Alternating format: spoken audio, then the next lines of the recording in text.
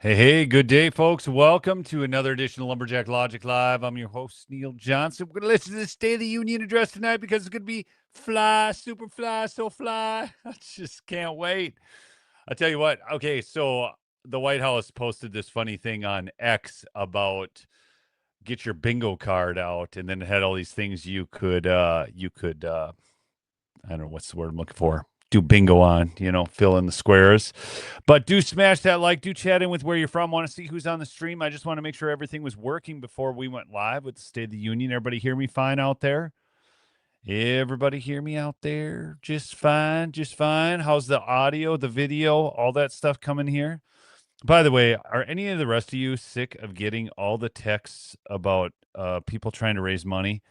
Oh, Neil, we really need your extra money and we'll be able to solve the border problem. No, President Trump solved the border problem. I, I sit there. I get so many of these texts every day and I got to do the old, stop it. I don't want you. Britain is in the house. Look at this, folks. We have somebody from Britain. Okay, Colin Powell, 4788. Do tell.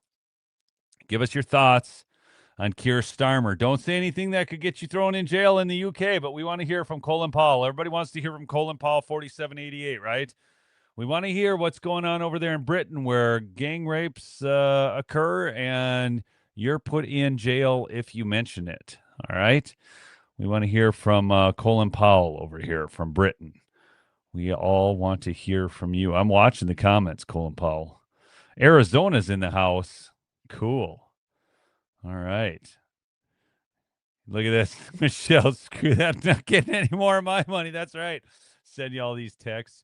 Oh, if you just give us more money, we'll make sure the trans agenda is coming for your kids. Good. Then stop it. Shut up. Give us some results. We'll give you some money. They act like school districts.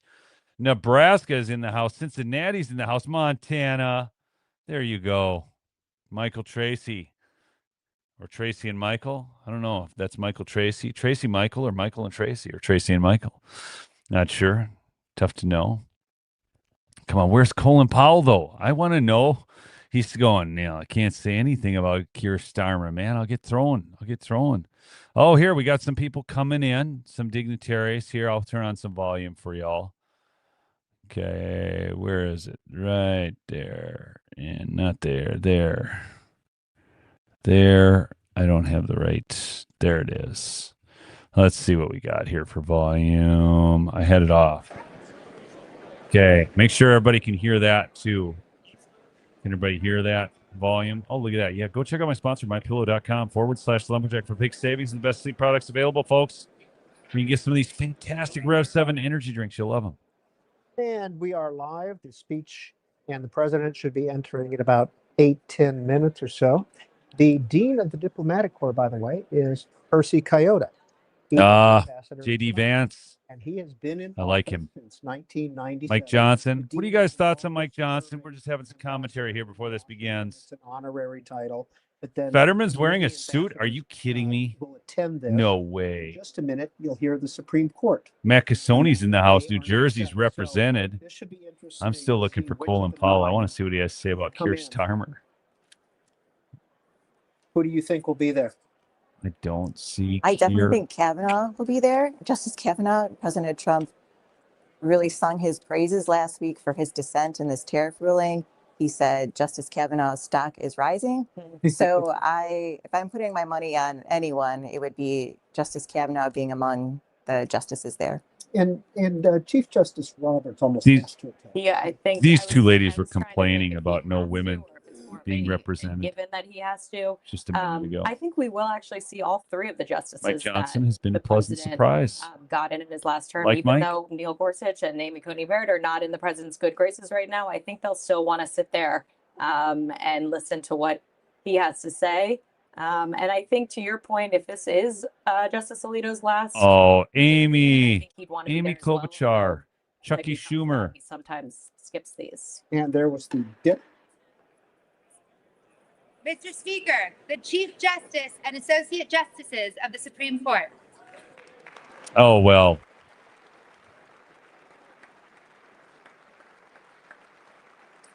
So I'll give him a round of applause. know about this Chief Justice dude, but hey. Look at this. Too many Dems are there. I know they didn't all boycott, folks. Let's see who all showed up. So they all showed up. You know, it's so funny, all the speculation. 3, 4. Hold on.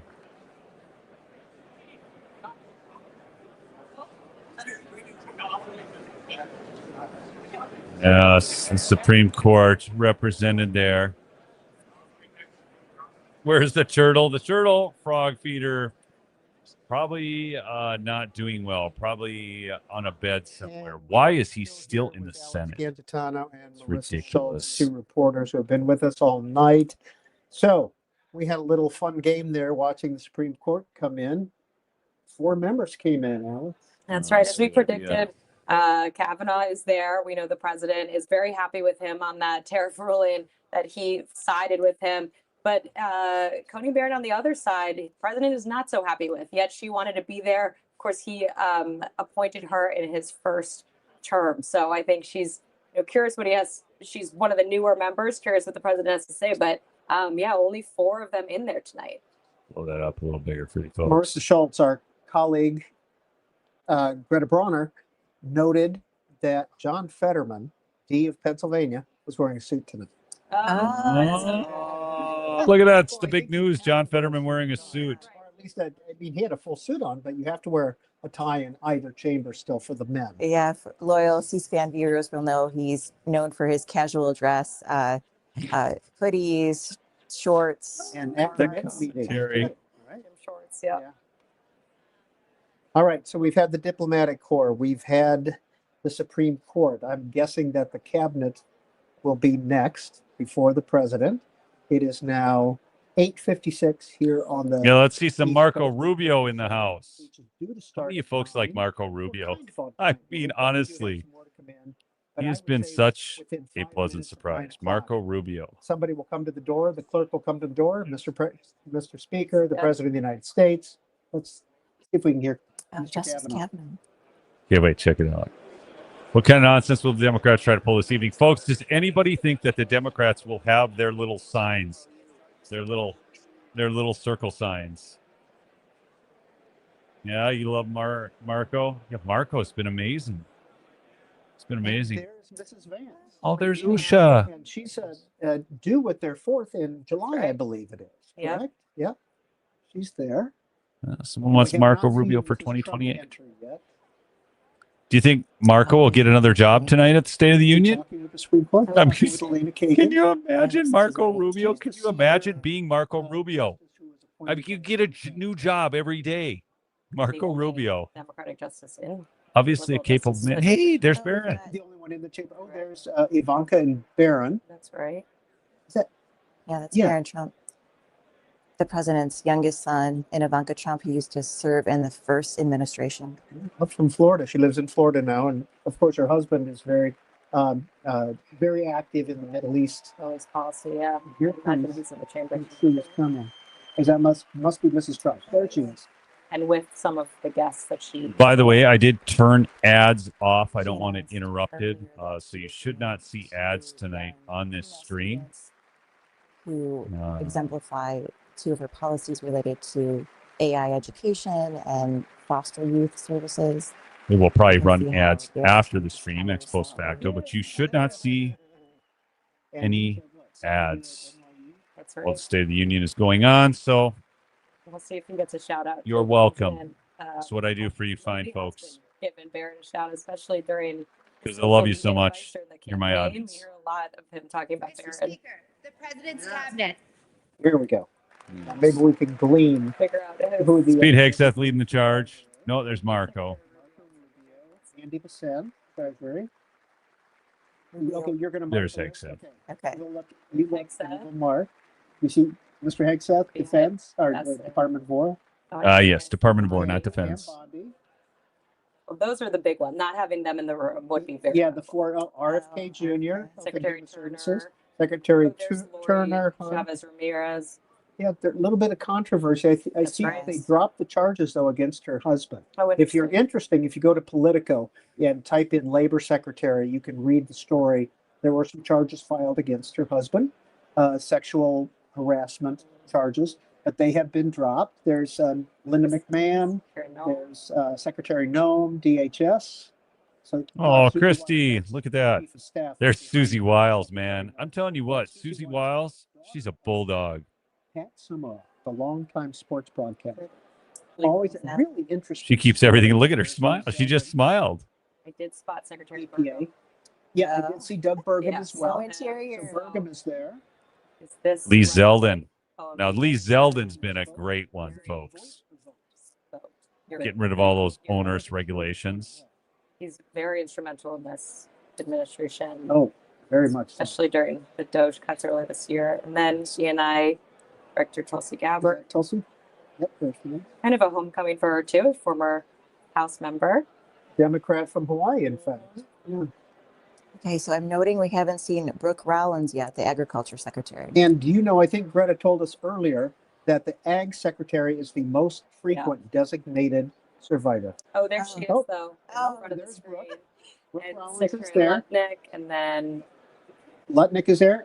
Commerce. behind Oh. Rollins. Transportation. We saw Scott Duffy, Sean Duffy. That's Sean Duffy. Sorry. Jameson Greer. That was USC. Scott. Stacy, Rebecca's not here tonight. She's at a Bible study. So I am running this myself using the old StreamYard app, but I am using the Rodecaster mic and I'm using the real camera just because I want to give you guys a good experience. Hopefully the battery lasts through the whole thing. Oh, wait, is that? Oh, We wait, could get the thing started. That'd be great. Hey, Yeah. while we're watching this, how many of you want to see the Democrat response by Abigail Spanberger afterwards? Thumbs up or thumbs down if I should play the Democrat response by Abigail Spanberger. Thumbs up, thumbs down. Need a vote here, folks. That's DNI director. I'm leaning towards the no on that one. I got to be honest. I mean, Mr. Radcliffe, former member of the House from Texas. And Steve Woodcock, the president. yes, Radcliffe. Oh, yeah. Advisor. Lee Zeldin is another weenie. No, Lee Zeldin's Yeah, awesome. talks with our nuclear He's talk on awesome. Thursday. Lee Zeldin is the reason we don't have all the stupid regulations on vehicles anymore. Lee Zeldin has been one of the best cabinet appointments Trump has. He's got a lot of good ones. And Lee Zeldin has been fantastic. Members of the cabinet, you're right. I'm getting all the thumbs down for Abigail Spanberger. By the way, she has been absolutely horrendous. That's tricky to be on the airwaves all the time. Trump is going to talk. We'll be here till 1. My battery will run out by 1. I just want you to know. Right here, from Tennessee, is that John? I have to switch the camera. Yeah, long time congressman from Tennessee. Oh, there's a Don Jr. Don Jr. I believe that was. You know what, folks? Maybe I should stick a fresh battery in. Christy Gnomes. That was pretty fresh. Send members of- Well, any Democrats get to talk directly with Christy Noem, I think they'd have things That's right. Okay. to discuss. Yeah. Hey, Rubio Hegseth.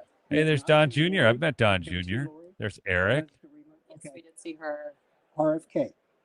Chris Wright. We think we saw him. Doug Burgum. Brooke Never Rollins. met Trump. I've been to one of his rallies. It's pretty close to him. They He was a designated survivor. pointed at me, but I last have year. not Because we've actually seen met him in Mann, person. Zeldin, Lutnick, Bessent, Noem, Bondi, Gabbard, Turner, Duffy, and Loeffler. Wow. Oof. Double duty, possibly There for we go. I the think DA we got it. secretary. I think we got it. Maybe Doug he Collins. enjoyed his time so much, his alone time.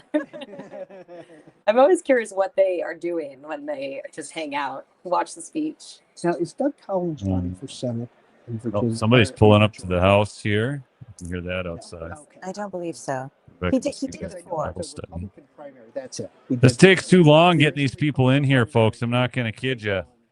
Takes too long. I don't think that's been decided. There's a three-way primary that's pretty tight in Georgia. Buddy Carter, a member of Congress, Mike Collins, and Mike Collins, that's it. and then there's Mr. Dooley. Who's on my smaller channel tonight? There's got to be a few people on my smaller channel. I'm going to check it out over there. 2060 over there. Thank you so much for joining. President started. with. Carrie This says is she the can't find her president super welcome sticker. Last year for the joint session. Well, it should Nobody be there. left yet, has There's it? obviously Okay. speculation over who will be the first, but yeah, we're now in February and everyone's intact. And I do not see We got it, Peach Skin Patriot. with the family yet. We hear ya. We saw Don Jr. We saw We Barry, understand. Ivanka. I don't think I've seen. But if you keep spamming the chat, I'm gonna just put you in a little timeout because we got to let everybody get their comments seen, and I don't get to see everybody's comments. But we agree with you. It was stolen. I saw Eric. Okay. Tiffany was there. And Eric's wife, former head of the RNC, she's often comes to these events as well. She's got her 30 on the small channel. Most of you are over here on the bigger channel. Oh, here we go. This thing's going to start. Let's get this party started. We're expecting a 2-hour speech. In Two- a minute. 2 hours? We'll come in Holy and say, cats. "Mr. Speaker, the President of the United States." Maybe some cheers, some boos. We'll listen to the president. He's going 2 hours I tonight. hope we can hear. I better than we honestly can hear don't know if my during battery this will last. I should portion. get my It's fun to other watch everybody camera walk in. I mean, this is a on big so I night could in Washington. switch Like I it. said, huge security event because everybody is in one room. So I'm going to do that before it starts, folks. I'm going to get another camera battery in the other camera. I'm going to turn the other camera on. is, I'll be in back that in just a room. second. It looks like I'm always interested in who's grabbing the aisle seats to get the entrance greetings with the people coming down the center aisle.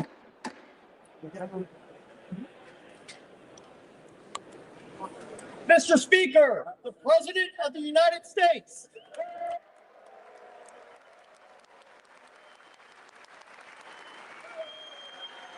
Leader is behind him.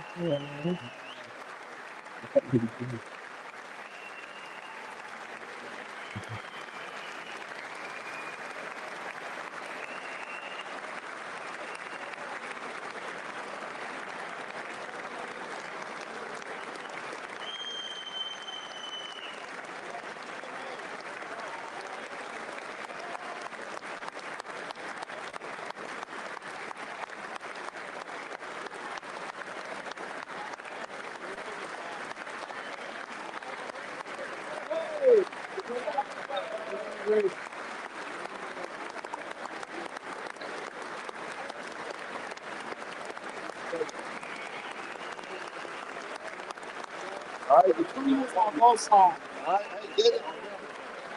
You like it? You like it? Finish on both sides. I get one. I got you on There we go. Oh, we have a full bag. There he is, the man, the myth, the legend. Hey, thanks for the super, Carrie.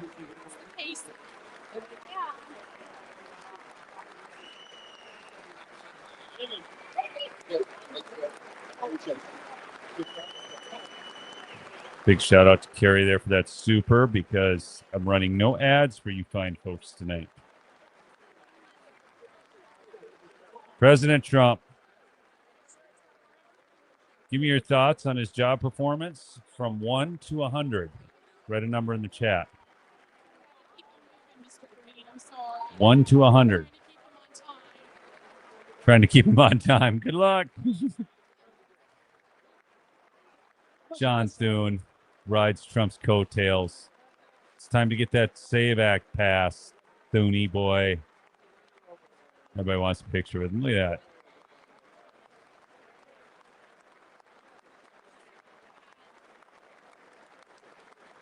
We got 100. We got 98. We got 90. 101.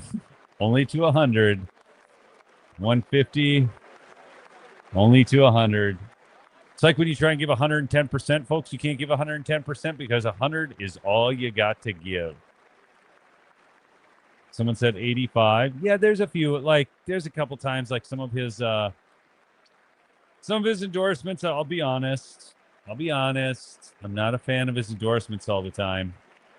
I know he's got his reasons, and I don't know as much as him, so I have to accept that at times. But yeah, like and subscribe. That's right, Carrie. Tell him. It's so great that all the military brass changed over. He got rid of those woke generals. It's one of Trump's greatest achievements. Oh, here we go. Let's go. We want to hear him speak.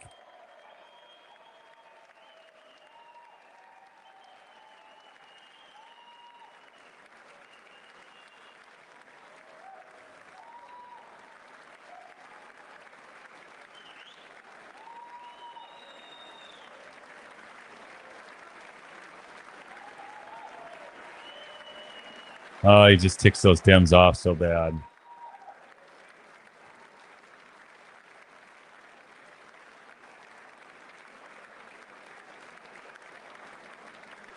Love the guy, though.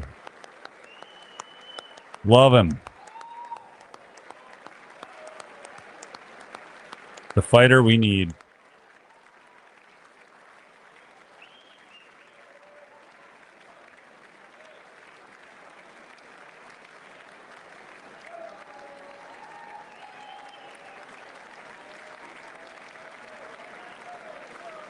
Somebody said he looks so tired. Well, he would be too if he worked his schedule.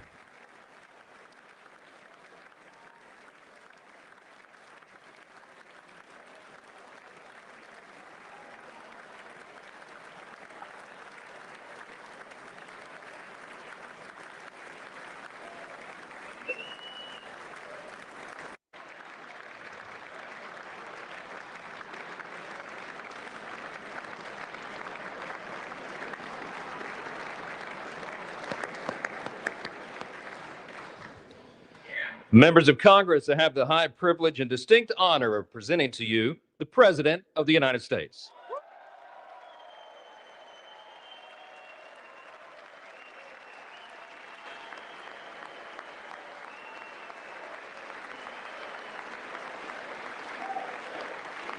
Volume is up all the way, folks. Somebody asked about the volume. It's up all the way. USA, USA, USA.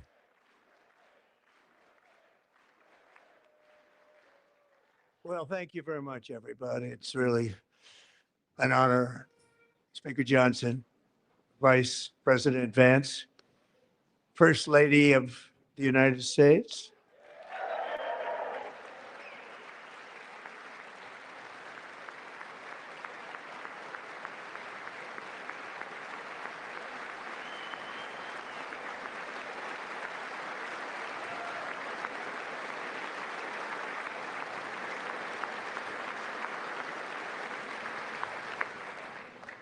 Second Lady of the United States.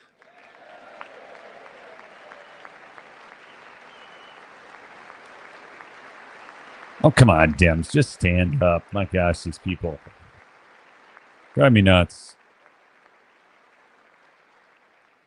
Members of Congress and my fellow Americans. Our nation is back, bigger, better, richer, and stronger than ever before.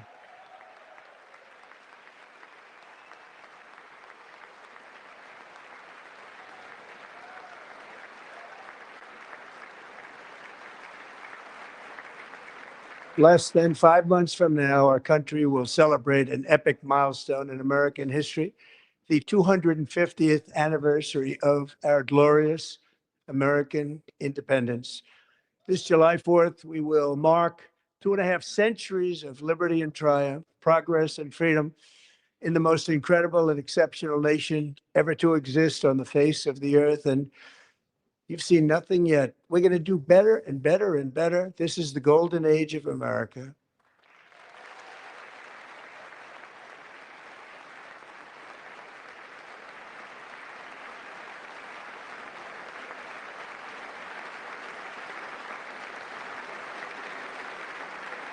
When I last spoke in this chamber 12 months ago, I had just inherited a nation in crisis with a stagnant economy, inflation at record levels, a wide open border, horrendous recruitment for military and police, rampant crime at home, and wars and chaos all over the world. But tonight, after just 1 year, I can say with dignity and pride that we have achieved a transformation like no one has ever seen before, and a turnaround for the ages. It is indeed a turnaround for the ages.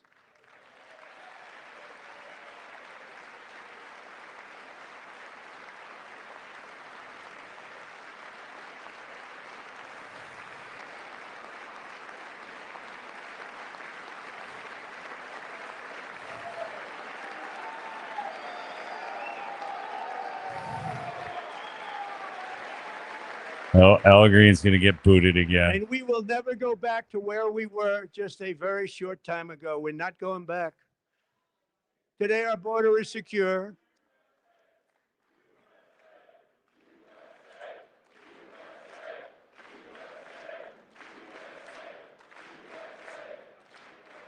Thank you. Today, our border is secure. Our spirit is restored. Inflation is plummeting. Incomes are rising fast. The roaring economy is roaring like never before. And our enemies are scared. Our military and police are stacked.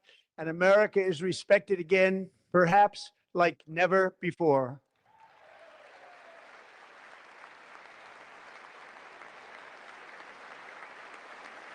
Man, our police forces were gutted before, folks. After 4 years in which millions and millions of illegal aliens poured across our borders, totally unvetted and unchecked, we now have the strongest and most secure border in American history by far. Amen.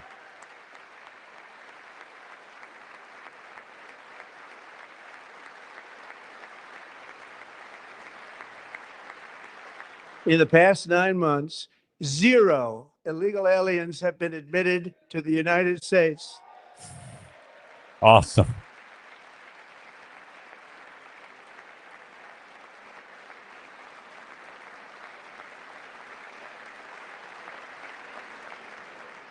But we will always allow people to come in legally, people that will love our country and will work hard to maintain our country.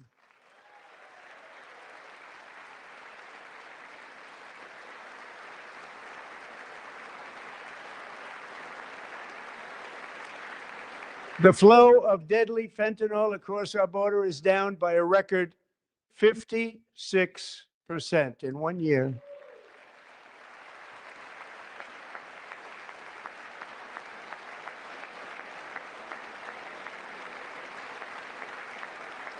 And last year, the murder rate saw its single largest decline in recorded history. This is the biggest decline, think of it, in recorded history, the lowest number in over 125 years, year 1900. In fact, substantially before my wonderful father, I had a wonderful father, Fred, before he was born, substantially before he was born.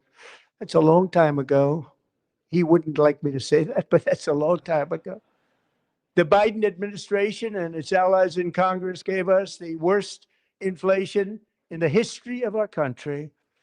But in 12 months, my administration has driven core inflation down to the lowest level in more than 5 years. And in the last 3 months of 2025, it was down to 1.7.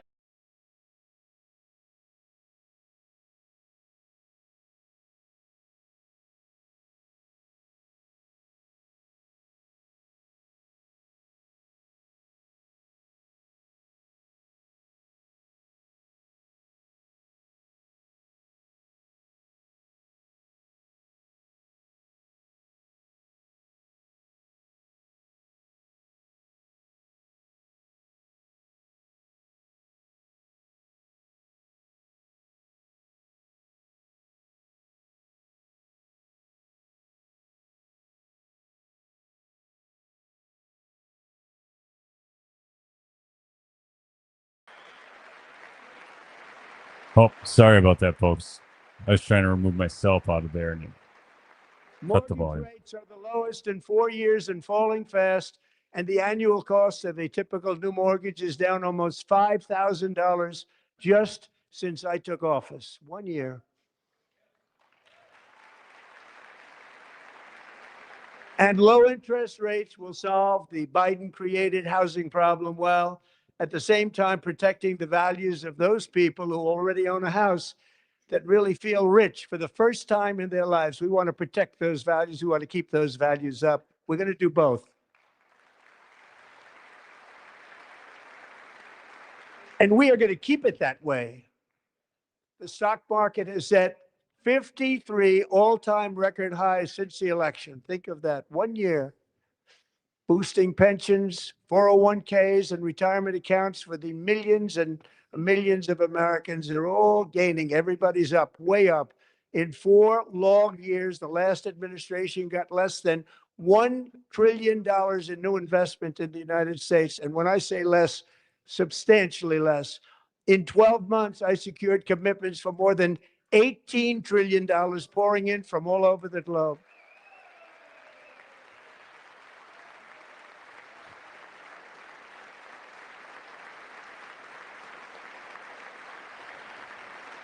Think of it, much less than $1 trillion for 4 years versus much more than $18 trillion for 1 year. What a difference a president makes.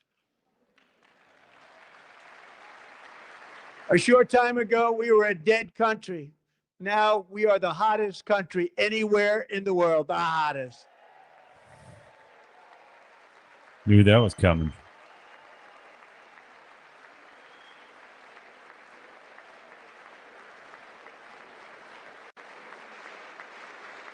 As thousands of new businesses are forming in factories, plants, and laboratories are being built, we have added 70,000 new construction jobs in just a very short period of time. It's Wow. getting bigger and bigger and stronger.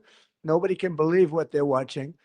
American oil production is up by more than 600,000 barrels a day, and we just received from our new friend and partner, Venezuela, more than 80 million barrels of oil. Democrats ain't going to stand for that.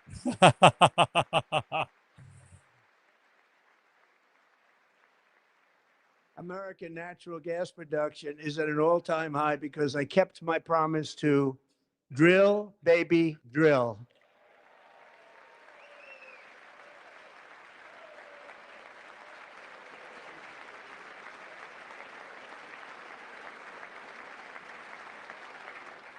More Americans are working today than at any time in the history of our country. Think about that. Any time in the history of our country, more working today. And 100% of all jobs created under my administration have been in the private sector. Amen. That is huge, folks. What he just said is huge, not government jobs. We ended DEI in America. No Democrats going to stand there. Like, oh.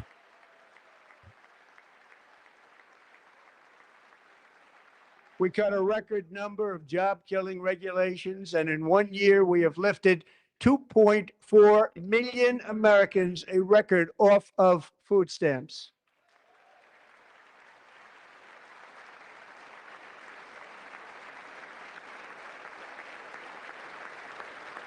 And for all of these reasons, I say tonight, members of Congress, the state of our union is strong.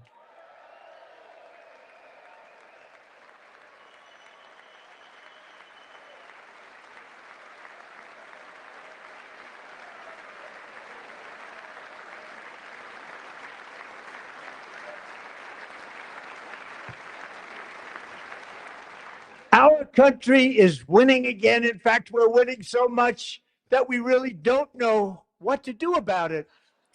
People are asking me, please, please, please, Mr. President, we're winning too much. We can't take it anymore. We're not used to winning in our country.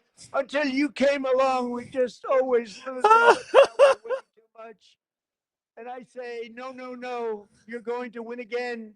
You're going to win big. You're going to win bigger than ever. And to prove that point, here with us tonight is a group of winners who just made the entire nation proud. The men's gold medal Olympic hockey team. Come on in. Oh, come on. The Dems can't even stand for them. Oh, they are one sour bunch. What a pathetic lot. What a pathetic lot the Democrats are. USA.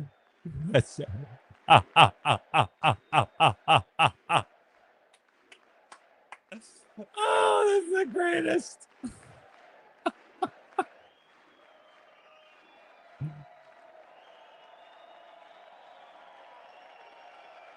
What a bunch of losers.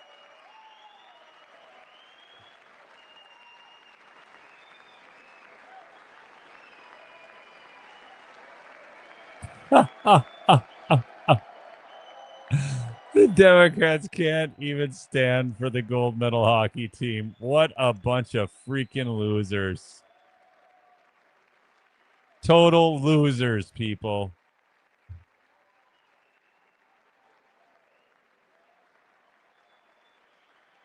Go ahead. Baby.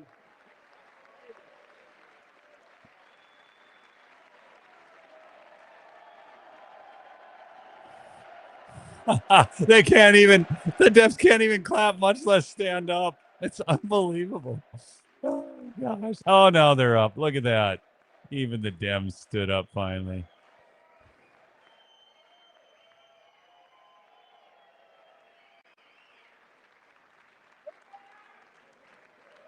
That's the first time I've ever seen them get up. And actually, not all of them did get up.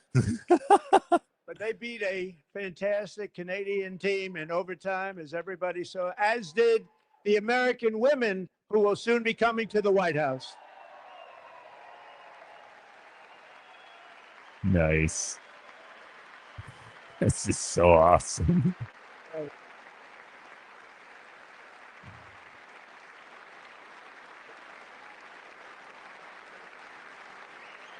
Did all the Dems stand for the ladies? Can't stand for those white men. They're the problem. Unbelievable.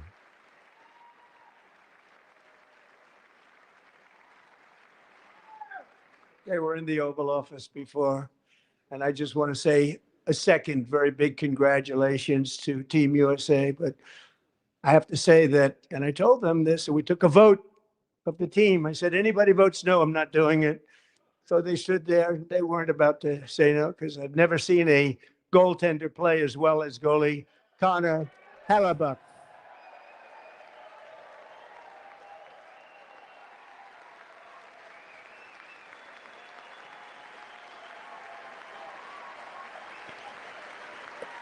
He was awesome, folks.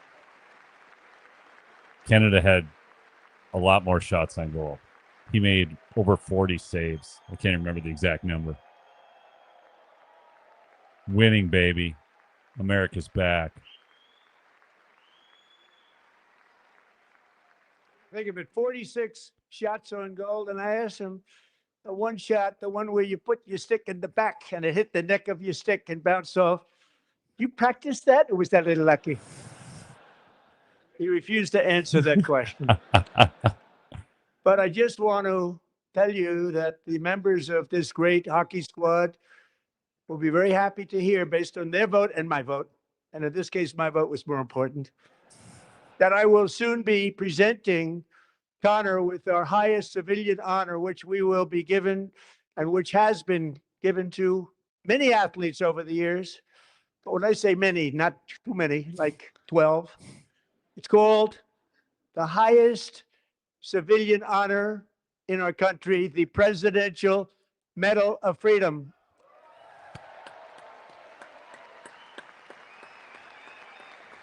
Awesome. Awesome. That's incredible.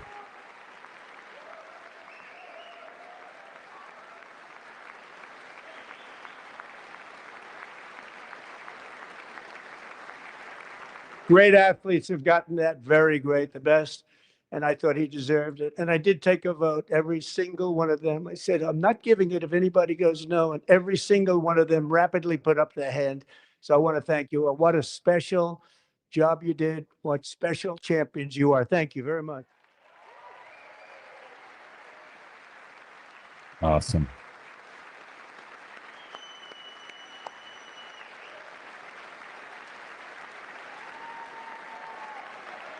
Oh, look at that. The Dems, 50%. Oh, maybe 60% standing up down there. I'm also pleased to say that the next time the Olympic torch is lit, it will be here in America for the 2028 Olympics. And it's the summer version right in Los Angeles. We're going to do a good job in Los Angeles.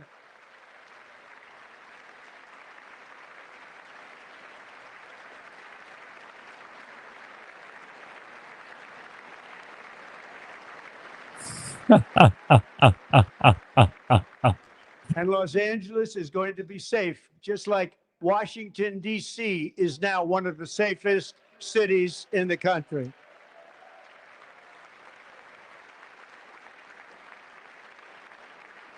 And this year, and I must say, I got them both. I got them in the first term, and I was disappointed because I didn't think I'd be the president when this happened. But strange things took place. And now I've got them because I got the Olympics and I got the 2026 FIFA World Cup. And I wanted to claim the 250th, but I didn't get away with that one. I couldn't claim that one for myself.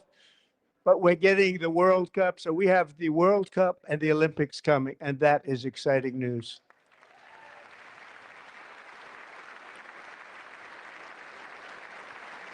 It is exciting.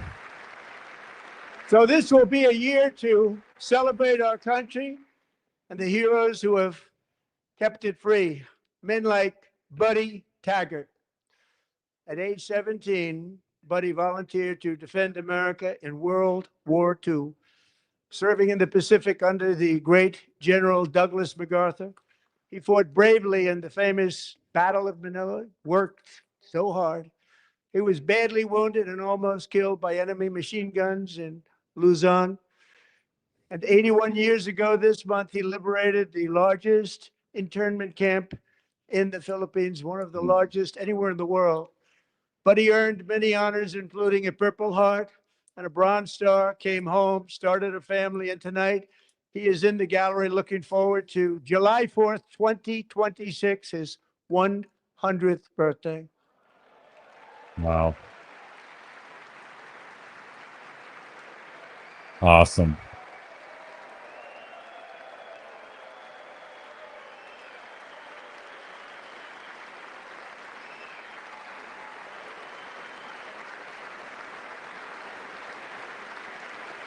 That's cool.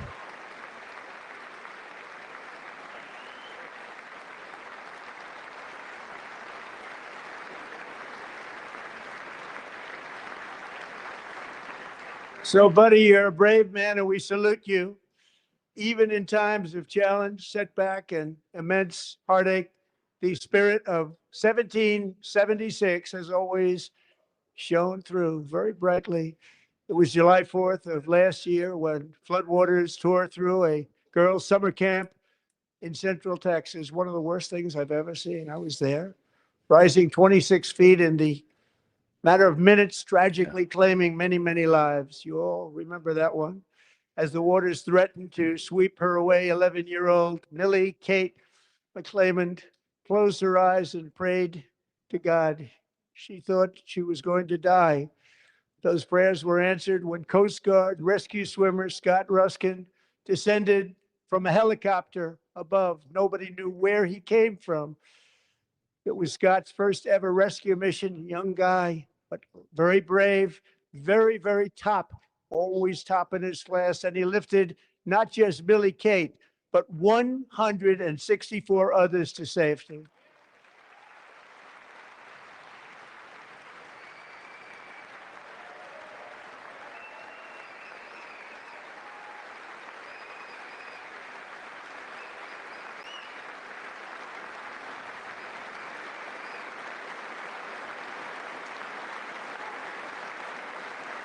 I do like it when these heroes get honored.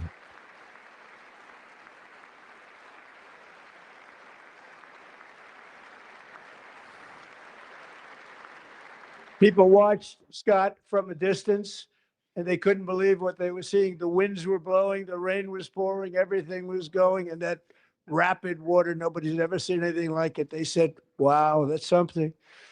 Tonight, Scott and Millie Kate are here together, reunited for the very first time. Thank you, Scott, Millie Kate. Nice.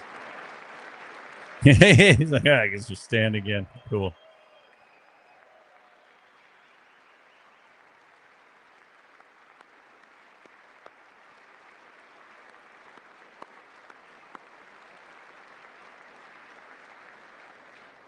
And Petty Officer Ruskin, I'm pleased to inform you that I am now awarding you the Legion of Merit for extraordinary heroism, which is what it was, extraordinary heroism. Thank you. That's cool. I love this stuff. I love this stuff. I can't get enough of it. I absolutely love it. I'd like to have the military aide to please come down and take care of the service. Military aid, thank you very much. Take care of that very important service. Thank you very much. From 1776 to today, every generation of Americans has stepped forward to defend life, liberty, and the pursuit of happiness. And they're really doing it for the next generation. But now it's our turn. Together, we're building a nation where every child has the chance to reach higher and go further, where government answers to the people, not the powerful, and where the interests of hardworking American citizens are always our first and ultimate concern. That is the debt we owe to the heroes who came before us, and that is the promise we must keep to America for our 250th year. Last year, I urged this Congress to begin the mission by passing the largest tax cuts in American history, and our Republican majorities delivered so beautifully. Thank you, Republicans.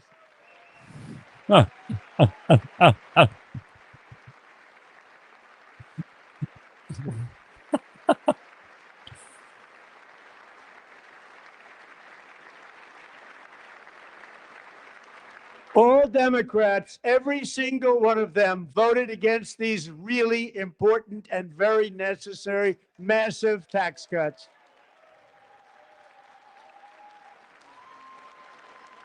They'll cheer for that. They wanted large-scale tax increases to hurt the people instead. But we held strong, and with the great, big, beautiful bill, we gave you no tax on tips, no tax on overtime, and no tax on Social Security for our great seniors. They can't possibly cheer for that. That's just, oh my gosh.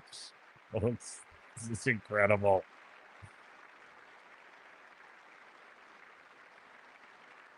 And we also made interest on auto loans tax deductible the first time, but only if the car is made in America.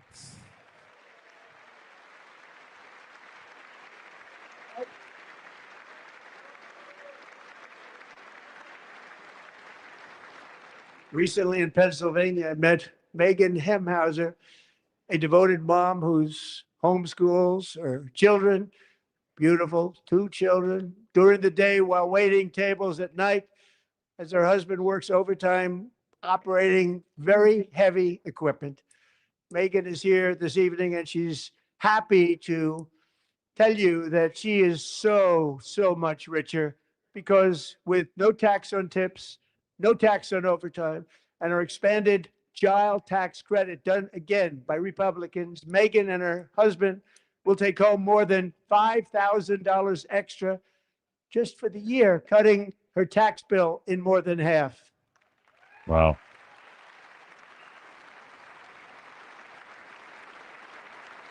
Megan, please stand up. We're fighting for you, Megan. Thank you, Megan. Thank you, Megan. We're fighting for you, Megan. Under our bill, parents like Megan can also activate their children's brand new Trump accounts. And I didn't name it. I did not name that.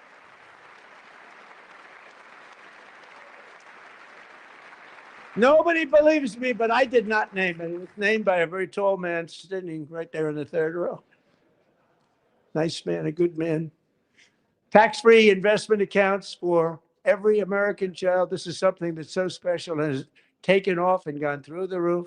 Millions will be pre-funded courtesy of the U.S. Treasury and private individuals like Michael and Susan Dell, who have donated $6.25 billion to fund the Trump accounts for 25 million American children. Wow. It's awesome. They're great people. Thank you, Dells.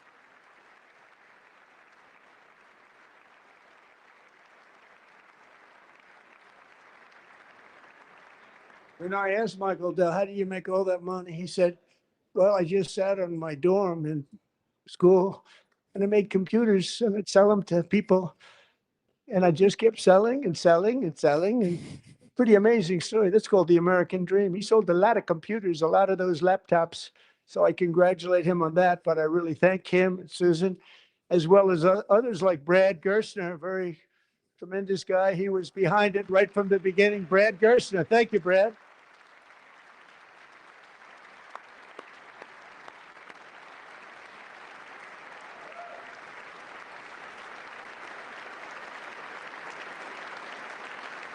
So with modest additional contributions, these young people's accounts could grow to over $100,000 or more by the time they turn 18. Think of it. How much money is that for somebody that started with nothing?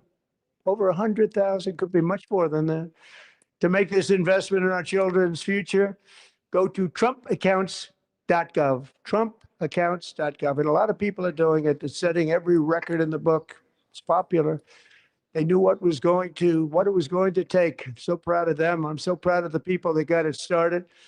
And now it's just taken off. One of the primary reasons for our country's stunning economic turnaround, the biggest in history, where the Dow Jones broke 50,000 4 years ahead of schedule, and the S&P hit 7,000, where it wasn't supposed to do it for many years, were tariffs.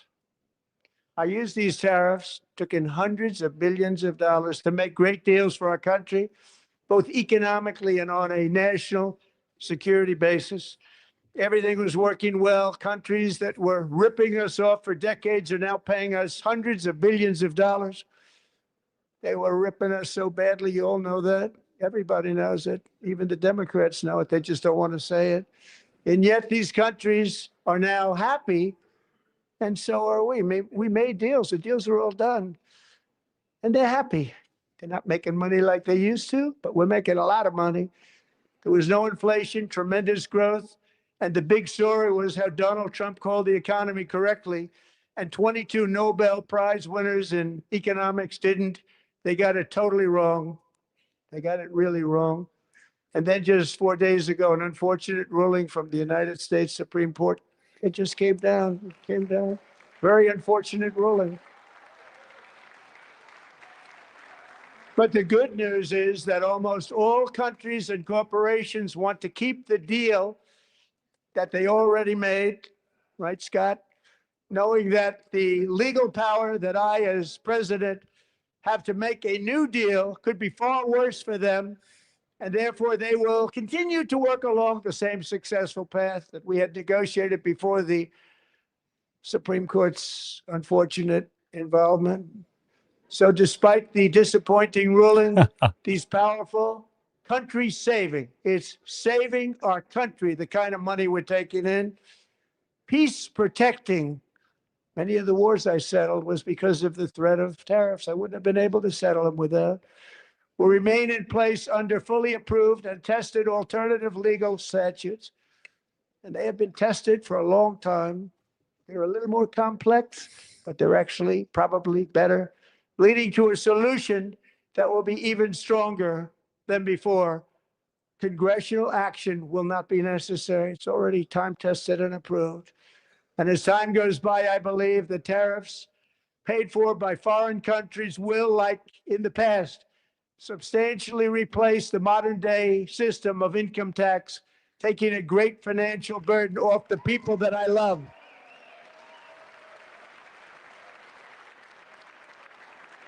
Nice. Right?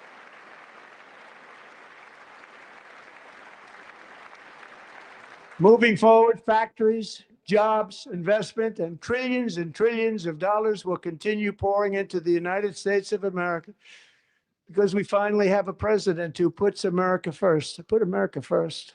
I love America.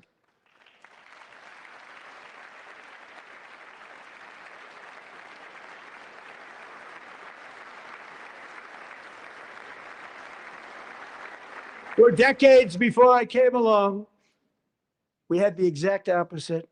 From trade to healthcare, from energy to immigration, everything was stolen and rigged in order to drain the wealth out of the productive, hardworking people who make our country great, who make our country run. Under Biden and his corrupt partners in Congress and beyond, it reached a breaking point with the Green New scam, open borders for everyone. They poured in by the millions and millions from prisons, from mental institutions. They were murderers, 11,888 murders. They came into our country. You allowed that to happen. And record-setting inflation that cost the typical family $34,000 in just a speck of time. Now, the same people in this chamber who voted for those disasters suddenly use the word affordability, a word they just used it. Somebody gave it to them, knowing full well that they caused and created the increased prices that all of our citizens had to endure. You caused that problem. You caused that problem. Truth. It's truth, Hakeem. Stick it in the pointy ear.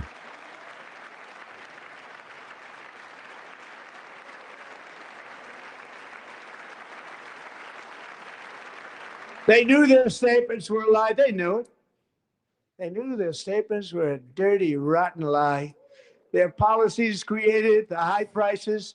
Our policies are rapidly ending them. We are doing really well. Those prices are plummeting downward.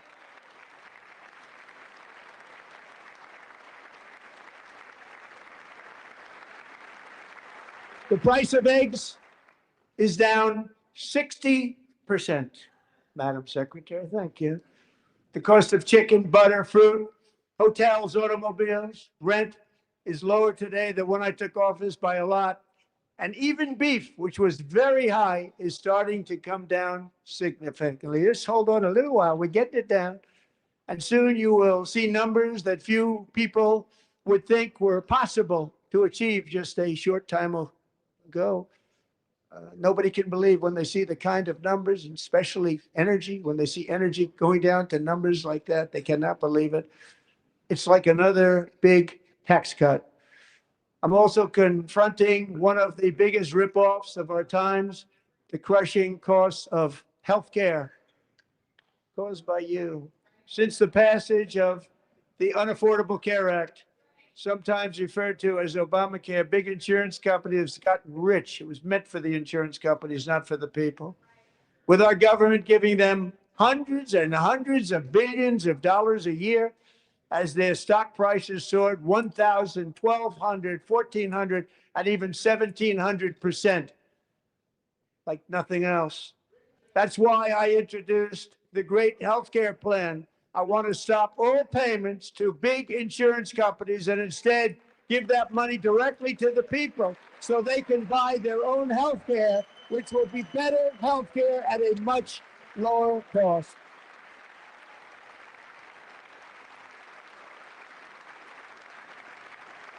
Oh, Raphael Warnock there, election thief. In addition, my plan requires maximum price transparency. That's a big deal. Sounds so simple. Amen. And I did that in my first term, and the Democrats immediately terminated it with full knowledge that they were doing a very bad thing for the people. Costs were going to go way up, and that's what happened. And now I'm bringing them way down on healthcare and everything else. I'm also ending the wildly inflated cost of prescription drugs like has never happened before.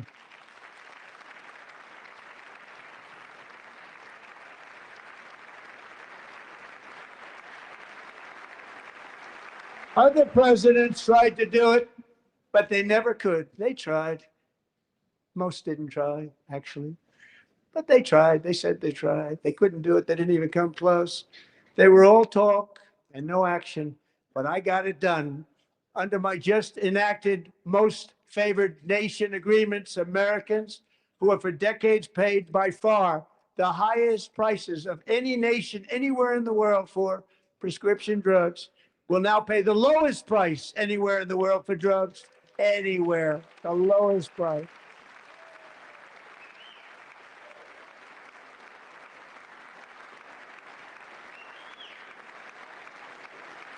So in my first year of the second term, should be my third term, but strange things happen. I took prescription drugs, a very big part of healthcare, from the highest price in the entire world to the lowest. That's a big achievement. The result is price differences of 300, 400, 500, 600% and more, all available right now at a new website called TrumpRx.gov. And I didn't name that one either, by the way.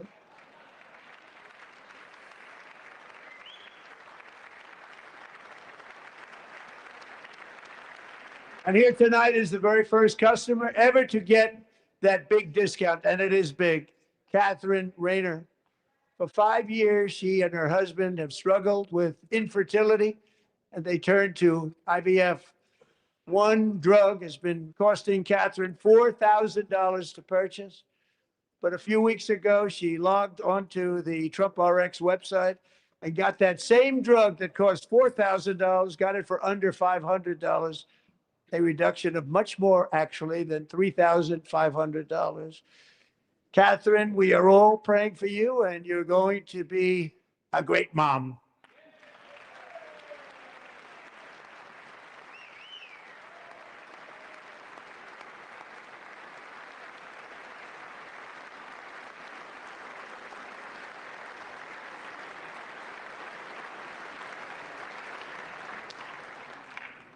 So now I'm calling on Congress to codify my most favored nation program into law. Now, the one thing I'm not sure it matters, because it's going to be very hard for somebody that comes along after me to say, let's raise drug prices by 700 or 800%.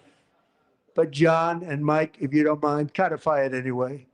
They may do it. Codify it anyway. Thank you.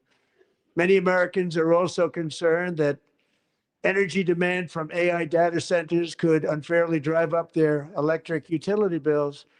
Tonight, I'm pleased to announce that I have negotiated the new Ratepayer Protection Pledge. You know what that is? We're telling the major tech companies that they have the obligation to provide for their own power needs. They can build their own power plants as part of their factory, so that no one's prices will go up.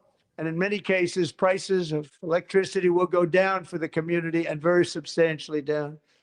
This is a unique strategy never used in this country before. We have an old grid. It could never handle the kind of numbers, the amount of electricity that's needed. So I'm telling them they can build their own plant. They're going to produce their own electricity. It will ensure the company's ability to get electricity while at the same time lowering prices of electricity for you, and could be very substantial for all of you cities and towns. You're going to see some good things happen over the next number of years.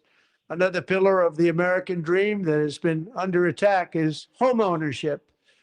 With us tonight is Rachel Wiggins, a mom of two from Houston.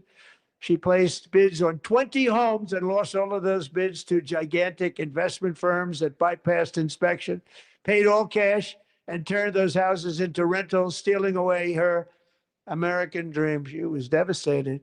Stories like this are why last month I signed executive order to ban large Wall Street investment firms from buying up in the thousands single-family homes.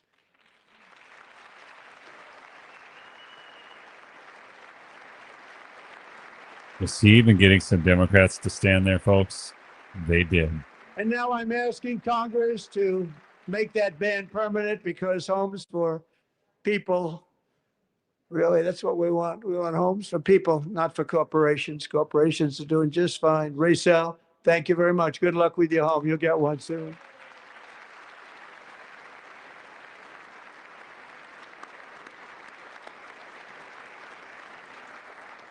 We're also working to make it easier for Americans to save for retirement. And under this administration, we will always protect Social Security and Medicare. They are not protecting it for our seniors. We will always protect Social Security, Medicare, Medicaid.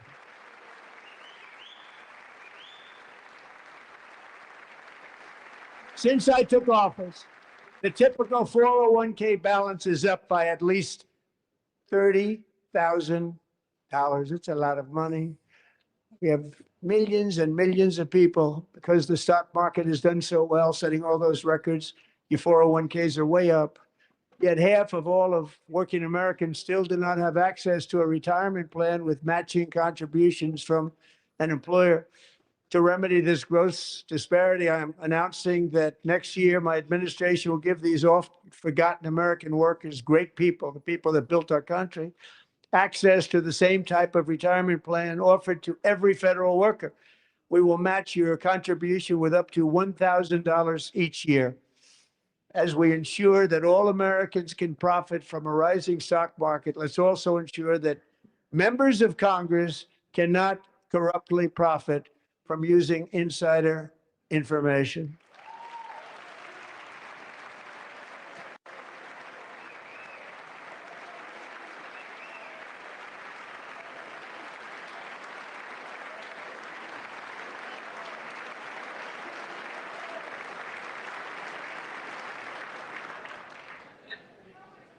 They stood up for that. I can't believe it. I can't believe it. Did Nancy Pelosi stand up if she was here? Oh my God. Pass the Stop Insider Trading Act without delay. Blumenthal's not standing. Come on, Richard. The name Dick. I wasn't sure if anybody even on this side was going to applaud for that. I'm very impressed. Thank you. I'm very impressed. But when it comes to the corruption that is plundering, it's plundering America. There's been no more stunning example than Minnesota, where members of the Somali community have pillaged an estimated $19 billion from the American taxpayer. Oh, we have all the information. And in actuality, the number is much higher than that. And California, Massachusetts, Maine, and many other states are even worse. This is the kind of corruption that shreds the fabric of a nation, and we are working on it like you wouldn't believe.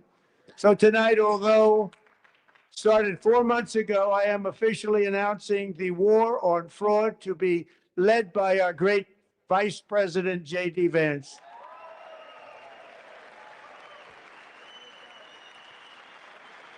Go ahead. She looks scared.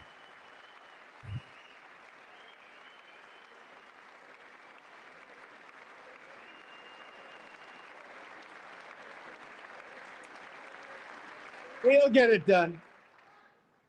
And if we're able to find enough of that fraud, we will actually have a balanced budget overnight. It'll go very quickly. That's the kind of money you're talking about. We'll balance our budget. The Somali pirates who ransacked Minnesota remind us that there are large parts of the world where bribery, corruption, and lawlessness are the norm, not the exception. Importing these cultures through unrestricted immigration and open borders brings those problems right here to the USA. And it is the American people who pay the price in higher medical bills, car insurance rates, rent, taxes, and perhaps most importantly, crime. We will take care of this problem. We're going to take care of this problem. We are not playing games. Delilah. Wow.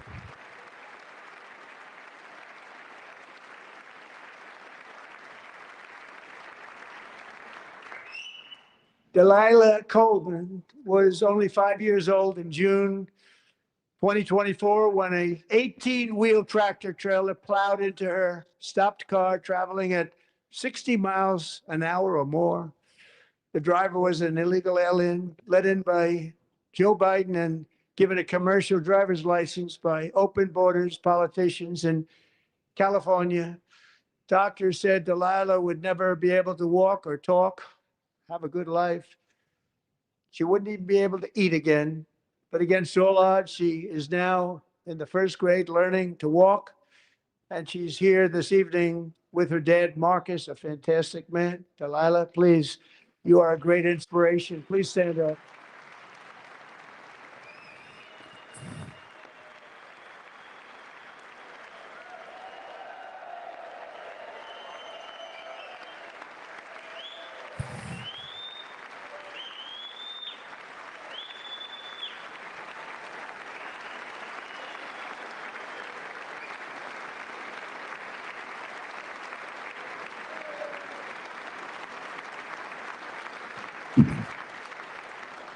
Thank you, Delilah. Many, if not most, illegal aliens do not speak English and cannot read even the most basic road signs as to direction, speed, danger, or location. That's why tonight I'm calling on Congress to pass what we will call the Delilah Law, barring any state from granting commercial driver's licenses to illegal aliens.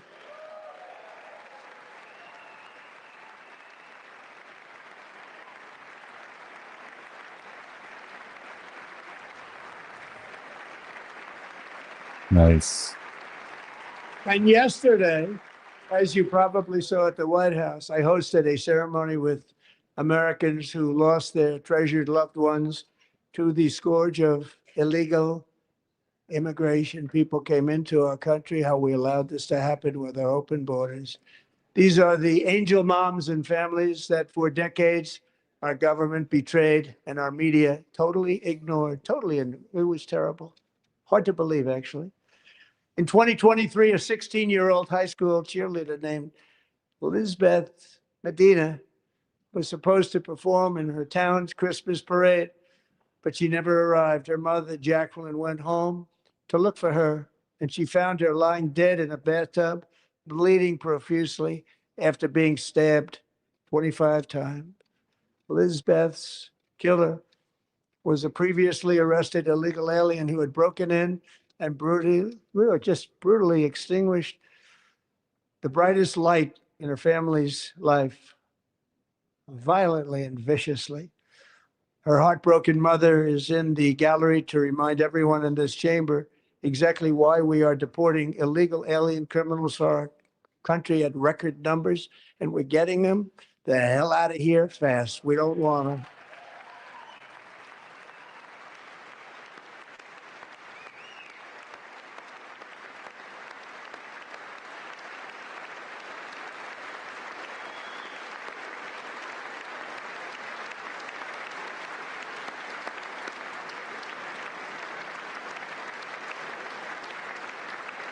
Thank you very much, Jacqueline. Thank you. We can never forget that many in this room not only allowed the border invasion to happen before I got involved, but indeed they would do it all over again if they ever had the chance. If they ever got elected, they would open up those borders to some of the worst criminals anywhere in the world. The only thing standing between Americans and a wide open border right now is President Donald J. Trump and our great Republican patriots in Congress. Thank you. Thank you.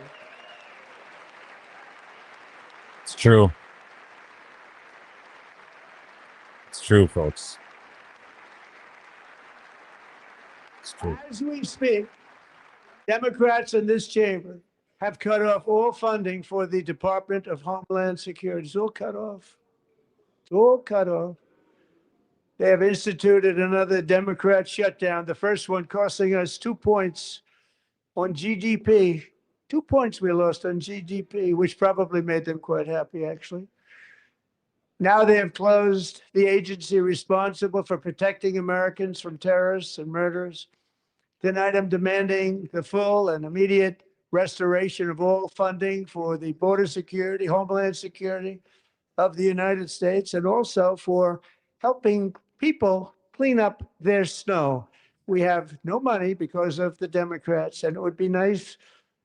We'd love to give you a hand at cleaning it up, but you gave no money. Nobody's getting paid. It's a shame. So you have to think about it. We have, in case you didn't know, pretty large snowstorm out there. One of the great things about the State of the Union is how it gives Americans the chance to see clearly what their It's Ukraine flag. representatives really believe. So tonight, I'm inviting every legislator to join with my administration in reaffirming a fundamental principle. If you agree with this statement, then stand up and show your support. The first duty of the American government is to protect American citizens, not illegal aliens.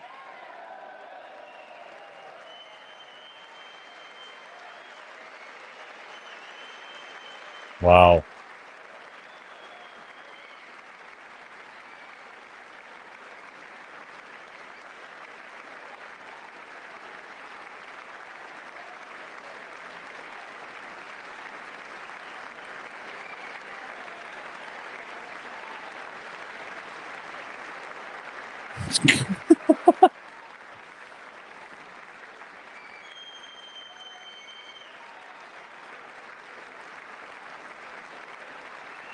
Wow.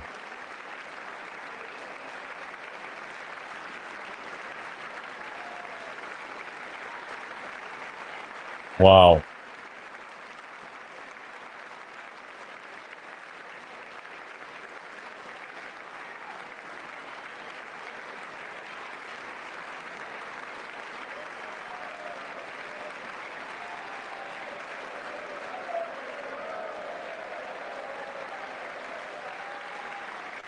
Wow.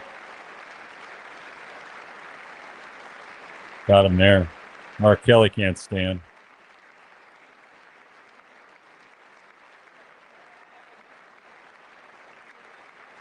Slotkin can't stand. Oh, there's the traitors, the seditious part of the seditious six right there, folks. You got Slotkin and Kelly. They hang out together. That's what they do. Wow. He really called them out there. That was amazing. Amazing.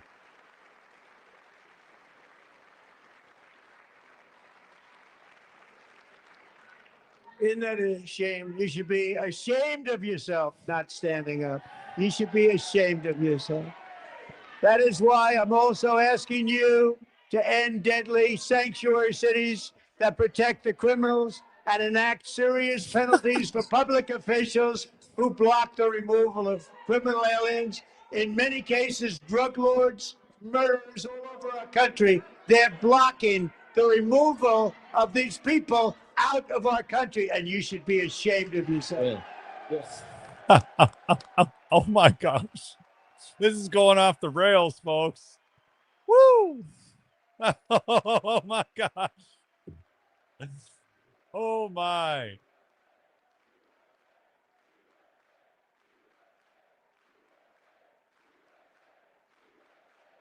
He knew they weren't going to bring their signs, so he called them out and made them. Oh my gosh. That is. Perhaps most importantly, I'm asking you to approve the Save America Act.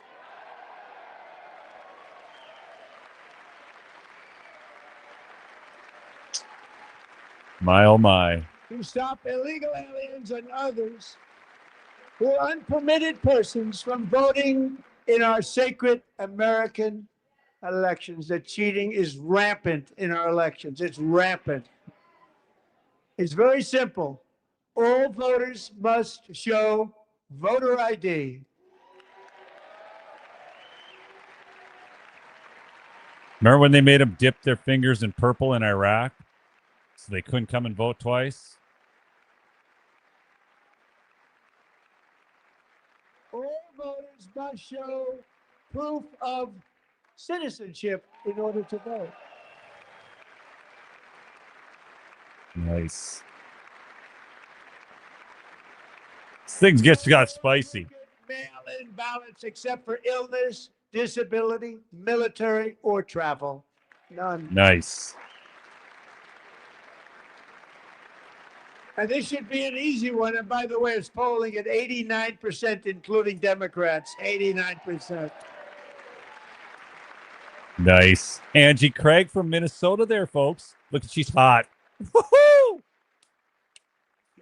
And even the new communist mayor of New York City, I think he's a nice guy, actually. Speak to him a lot. Bad policy, but nice guy. Just said they want people to shovel snow. They got hit hard. Wants them to shovel snow, but if you apply for that job, you need to show 2 original forms of ID and a social security card. Yet they don't want identification for the greatest privilege of them all, voting in America. No, it's no good. No good. Both Republicans and Democrats overwhelmingly agree on the policy that we just enunciated. And Congress should unite and enact this common sense, country saving legislation right now. And it should be before anything else happens. Amen. Thune, time to get on it, Thuney. Guys, you should all call John Thune's office after this tonight. He's going to get inundated.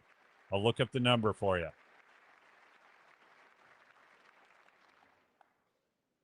The reason they don't want to do it, why would anybody not want voter ID? One reason, because they want to cheat. There's only one reason. They make up all excuses. They say it's racist. They come up with things. You almost say, what imagination they have. They want to cheat. They have cheated. And their policy is so bad that the only way they can get elected is to cheat. And Amen. we have to stop it, John.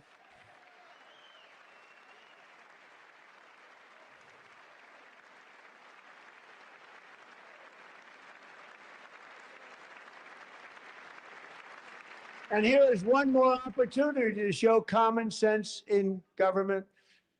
In the gallery tonight are Sage Blair and her mother, Michelle. In 2021, Sage was 14 when school officials in Virginia sought to socially transition her to a new gender, treating her as a boy and hiding it from her parents. Hard to believe, isn't it? Wow. Before long, a confused Sage ran away from home after she was found in a horrific situation in Maryland. A left-wing judge refused to return Sage to her parents because they did not immediately state that their daughter was their son. Sage was thrown into an all-boys state home and suffered terribly for a long time. But today, all of that is behind them because Sage is a proud and wonderful young woman with a full ride scholarship to Liberty University. Pat it, baby. Michelle, please stand up. Hand it to Sean McBride over there. Awesome.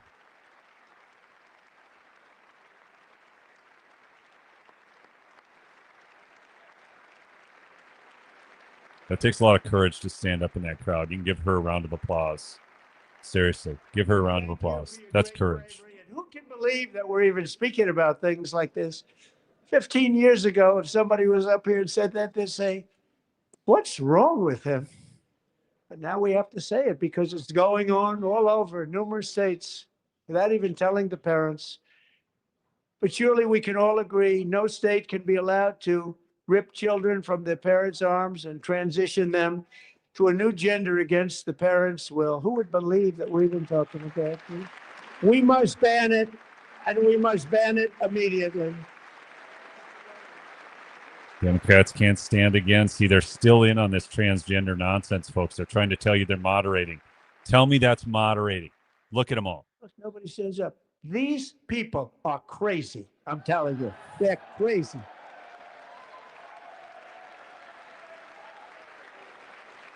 They are. Amazing. Boy, oh boy. We're lucky we have a country. With people like this, Democrats are destroying our country, but we've stopped it just in the nick of time, didn't we?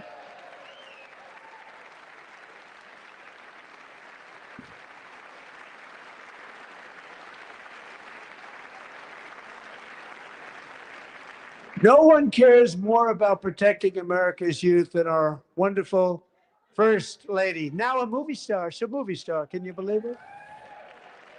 Who would have believed that? Over the past year, she has had an incredible impact championing AI legislation, advancing a landmark executive order on foster care, and helping secure $30 million to launch the Melania Trump Foster Youth to Independence Initiative. It's a tremendous, really a tremendous thing that happened and had a lot of bipartisan support. She gets much better bipartisan support than I do. I get none. She gets a lot. Someday you're going to have to tell me how you did that. And students and educators in every state have joined the First Lady's efforts in the presidential AI challenge, keeping America's next generation positioned to succeed and strongly succeed in the future. Tonight, we welcome two young people whose lives reflect the First Lady's impact, Sierra Burns and Everest Nevermont. Thank you both. And Melania, thank you. I know how hard you worked on it. Thank you very much.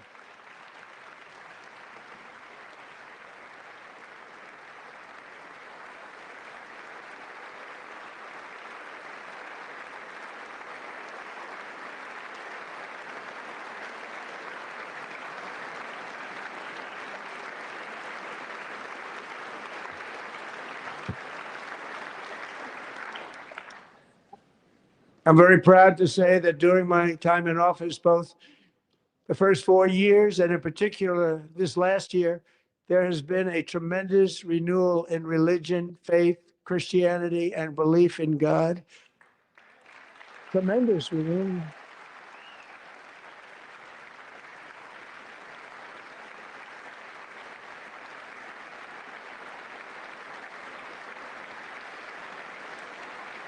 This is especially true among young people, and a big part of that had to do with my great friend, Charlie Kirk, a great guy, great man.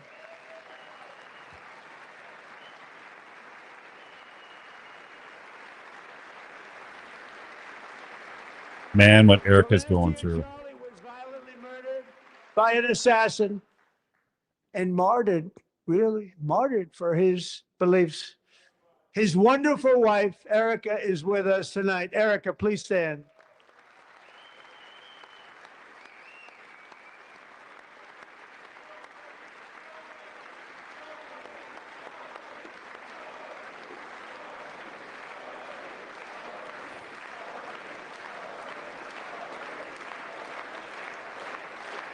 You can give her a hand clap too, getting attacked by that Candace freak. Been through a lot.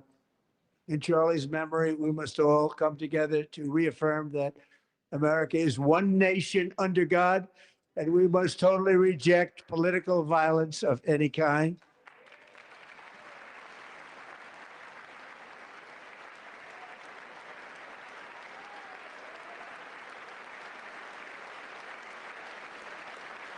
We love religion, and we love bringing it back, and it's coming back at levels that nobody actually thought possible. It's really a beautiful thing to see. Above all, unleashing America's promise requires keeping our communities safe. We have made incredible strides, yet dangerous repeat offenders continue to be released by pro-crime Democrat politicians again and again. It's true. We are honored to be joined tonight by a woman who's been through hell, Anya Zaretska. In 2022, she and her beautiful daughter, so beautiful, what a beautiful young woman, Irina, fled war-torn Ukraine to live with relatives near Charlotte, North Carolina. And by the way, what's going on with Charlotte? Last summer, 23-year-old Irina was riding home on the train when a deranged monster who had been arrested over a dozen times and was released through no cash bail stood up and viciously slashed a knife through her neck and body. No one will ever forget. There were people on that train. No one will ever forget the expression of terror on Irina's face as she looked up at her attacker in the last seconds of her life. She died instantly. She had escaped a brutal war only to be slain by a hardened criminal, set free to kill in America, came in through open borders.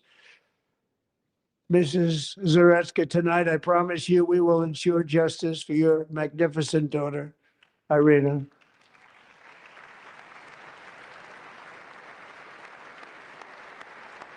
Man, that's rough stuff. Can't imagine losing that kid, especially that way.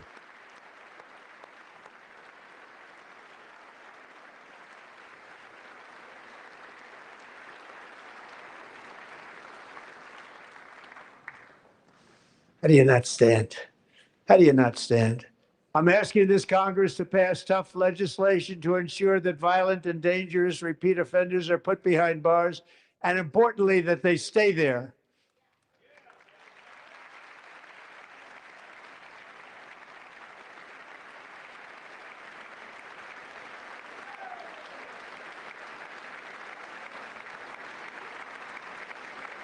Starting last summer, I deployed our National Guard and federal law enforcement to restore law and order to our most dangerous cities, including Memphis, Tennessee, big success, New Orleans, Louisiana, big success, and our nation's capital itself, Washington, D.C., where we have almost no crime anymore in Washington, D.C. How did that happen?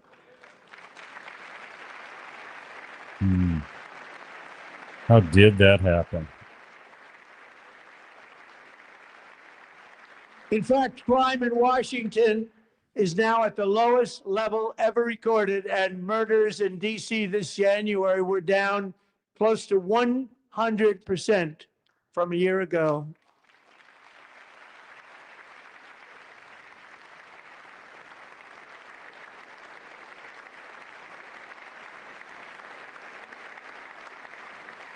They don't like to hear that. One of the sick people, one of the brave service members who helped achieve this stunning turnaround was 20-year-old West Virginia Army National Guard Specialist Sarah Beckstrom. After a 4-month deployment, she voluntarily extended her service, and her rank was going to be lifted. She was doing so well. They were so proud of her. But the very next day, she was on patrol near the White House when she was ambushed and shot in the head by a terrorist monster from Afghanistan. Shouldn't have been in our country. And all because she wore the uniform of our nation. She was shot. He traveled here because he didn't like people wearing our uniform. He was sick and deranged, shouldn't have been in our country.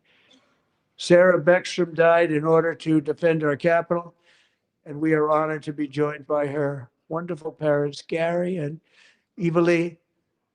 Your daughter was a true American patriot, and she will be greatly missed. She was a great person. I saw reports on her. They've never seen anything like her.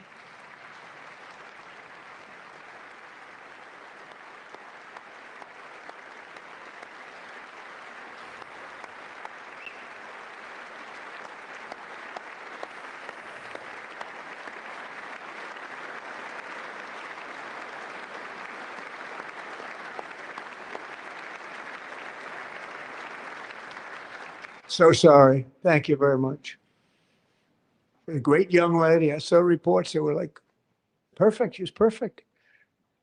Serving alongside Sarah that day was Staff Sergeant Andrew Wolf. The terrorist shot Andrew in the head, and no one thought he could possibly make it. The two of them, Sarah and Andrew, both shot violently in the head. Neither was expected to make it. They weren't even given a chance, except his wonderful mother, named Melody, who I spoke to the same night. And she was so positive. The doctors thought that Andrew was gone, but his mother said, no, no, Mr. President, Andrew will be fine. He's going to make it. I've never seen anything like it. I mean, he was given almost no chance. She said, I have no doubt, sir, he's going to be okay. This was a conversation that I had with her that night, with her son laying helplessly in bed, blood all over. Everybody is praying, she said, sir, he will be okay. The doctors didn't understand what she was saying. And after looking at the results of the damage done, neither did I. She was so strong and conclusive that even Andrew's great father felt she didn't really understand the gravity of the situation. But she turned out to be right. Right, Melanie? She turned out to be right.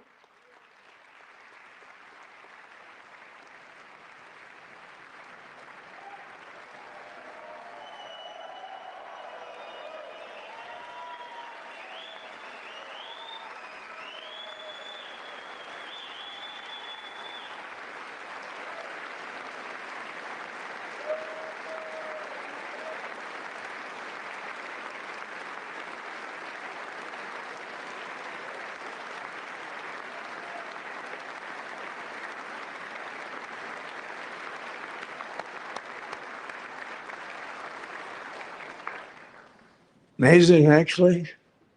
I said, where does this woman come from? She's the most positive person I've ever met. With God's help, Andrew has battled back from the edge of death, and we're talking about the edge of death, on his way to a miraculous recovery. He's got a little work to do, but he's doing great. Nice to see you. He's a good-looking guy. Nice to see you. Thanks, Andrew.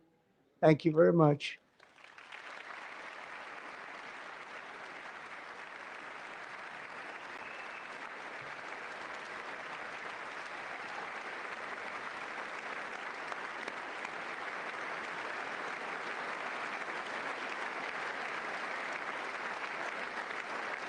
So, Andrew, while you're up, now I'm going to ask a highly respected General James Seward to present Staff Sergeant Andrew Wolf and the great family of Sarah Beckstrom with the award created by our late great President George Washington himself. It's called the Purple Heart.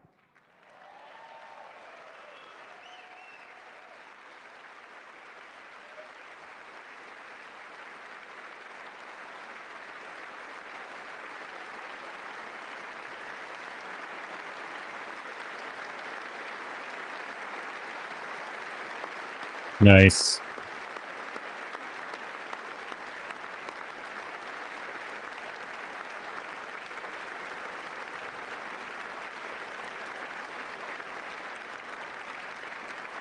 You get emotional. Holding it back.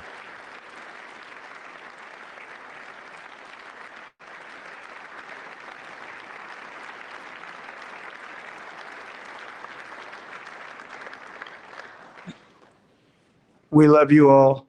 Love you. We're proudly restoring safety for Americans at home, and we are also restoring security for Americans abroad. Our country has never been stronger. My first 10 months, I ended 8 wars, including Cambodia. Isn't it funny? You're sick people.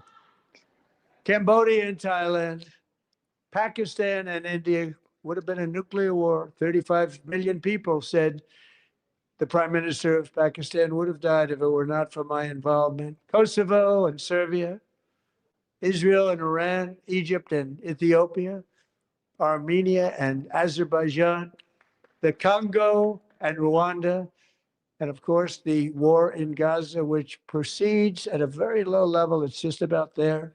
And I want to thank Steve Witkoff and Jared Kushner for your help. Thank you, Steve. Thank you, Jared.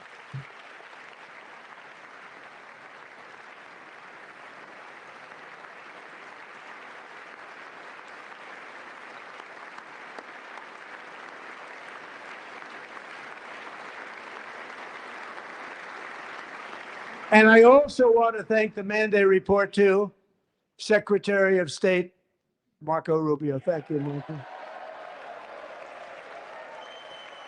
They're going to give him another job tonight?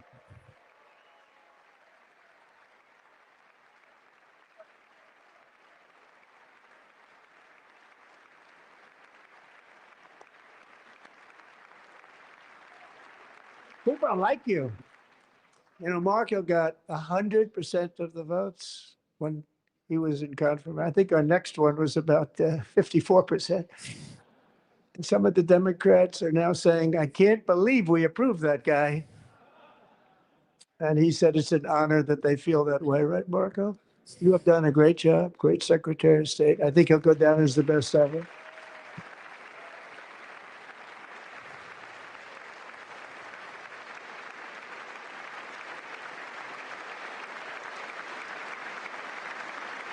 Under the ceasefire I negotiated, every single hostage, both living and dead, has been returned home. Can you believe that?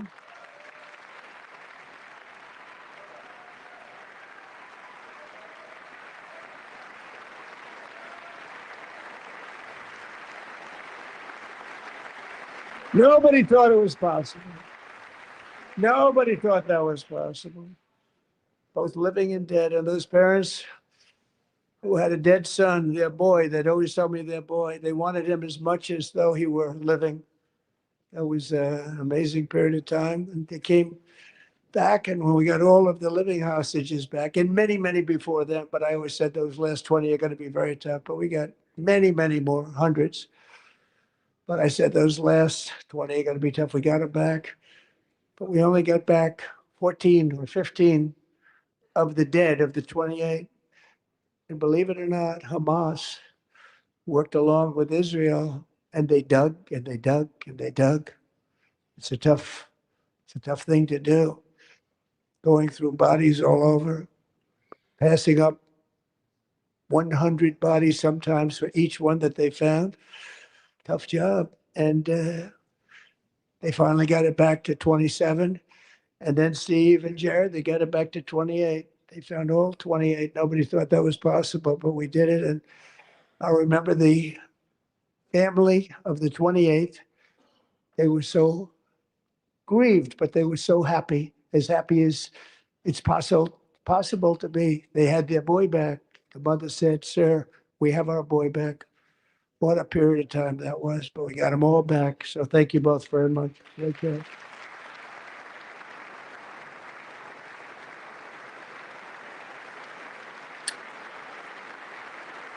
You got the Democrats to stand. Wow. And we're working very hard to end the ninth war, the killing and slaughter between Russia and Ukraine, where 25,000 soldiers are dying each and every month. Think of that, 25,000 soldiers are dying a month. A war which would have never happened if I were president, would have never happened.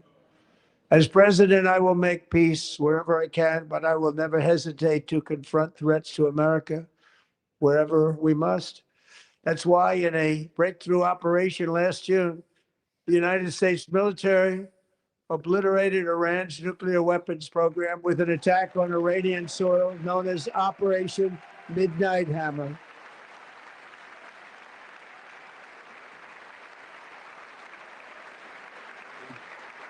Good.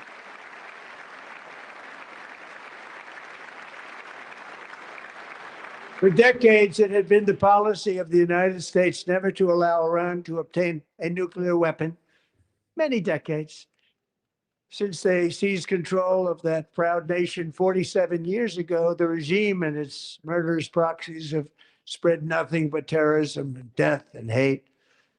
They've killed and maimed thousands of American service members and hundreds of thousands and even millions of people with what's called roadside bombs. They were the kings of the roadside bomb. And we took out Soleimani. I did that during my first term. Had a huge impact. He was the father of the roadside bomb.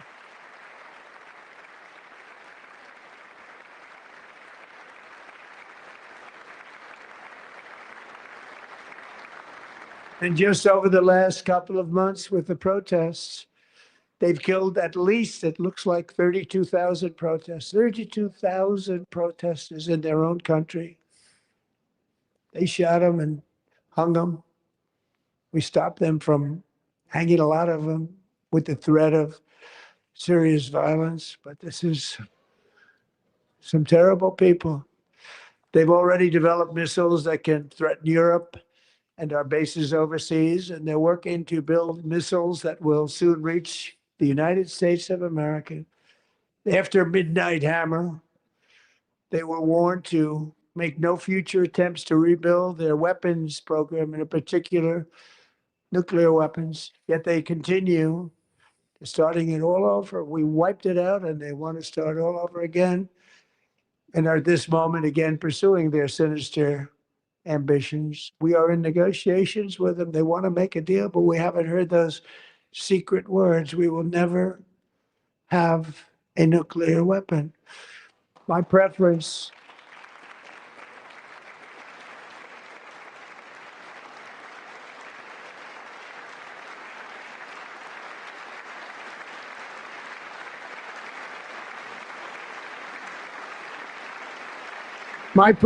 is to solve this problem through diplomacy. But one thing is certain, I will never allow the world's number one sponsor of terror, which they are by far, to have a nuclear weapon. Can't let that happen.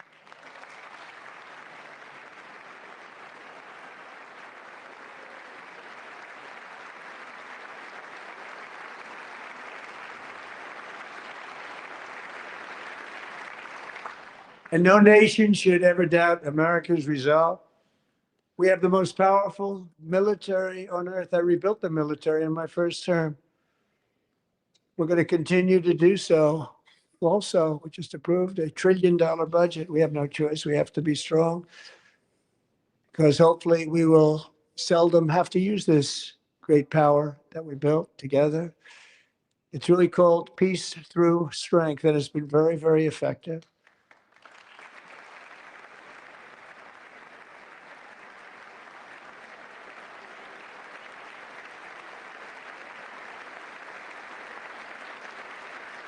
So thanks to Republican in Congress. We're investing that record number of dollars, have no choice, in the United States Armed Forces. Also creating a lot of jobs, but we're not even doing it for that reason. Because as I said, we have more jobs, more people working today than ever before in the history of our country. And NATO countries are friends and allies. They are. They're our friends and they're our allies. Have just agreed at my very strong request to pay 5% of GDP for military defense rather than the 2%, which they weren't paying. We were paying for almost all of NATO. Now they're paying 5 as opposed to not paying 2. It's really one of his greatest moves, folks, getting other countries to pay up. I mean, seriously, we're getting pimped all And the getting time. that 5% was something which everyone said would never be done, could not happen. We got it really easily with one meeting. And big difference between 2% that's not paid. We were paying the freight of many of them. Very few were paid up. Now 5%, then they're paid. It's Nancy. And everything we send over to Ukraine is sent through NATO and they pay us in full. They pay us totally in full. Every branch of our armed forces is setting records for recruitment. This is so exciting. And every service member recently.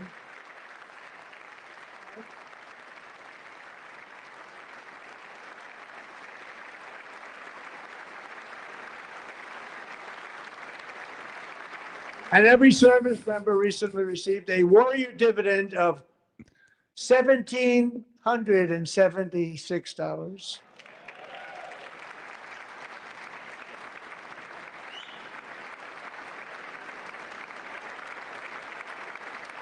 You know, they put it on my desk. We got the money from tariffs and other things, a lot of money we have. We have much more money than people understand.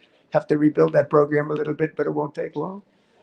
But we got the money and it was $1,775. And they wanted my approval. And I said, what's the number? $1,775. I said, wait a minute, for one more dollar, we can have 1776. Don't do it. I said, we're gonna figure that. I never asked anybody if we could afford it. One more dollar, I said 1776. And I said, that's good. And I'll tell you what, our military, that was 4 months ago, our military, I never see a person in the military that doesn't thank me for it. So we're honored to do it. They deserve it. And we call it 1776. It was great. And we love our military. We love our law enforcement. We love our firemen. You know, the firemen don't get mentioned enough. We love our firemen. We're also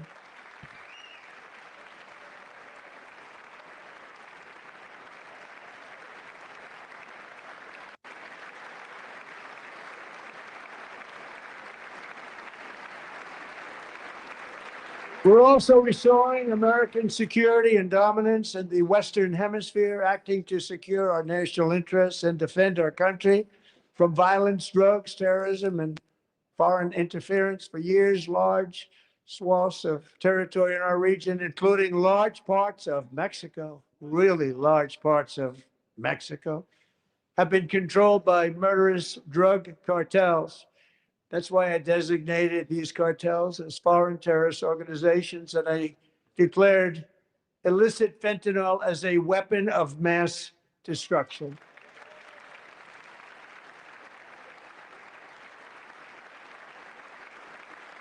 Can't even stand for that. Wow. And with our new military campaign, we have stopped record amounts of drugs coming into our country and virtually stopped it completely coming in by water or sea. You probably noticed that. I've Very noticed. seriously damaged their fishing industry also. Nobody wants to go fishing anymore. We've also taken down one of the most sinister cartel kingpins of all. You saw that yesterday. In January,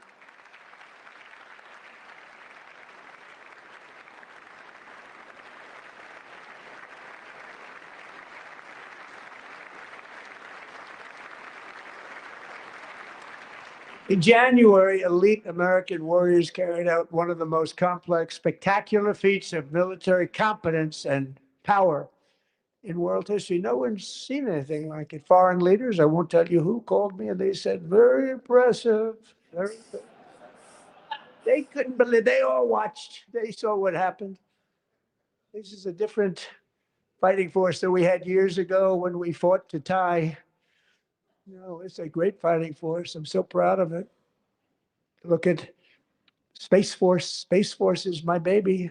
As we did that, my baby, it's becoming so important.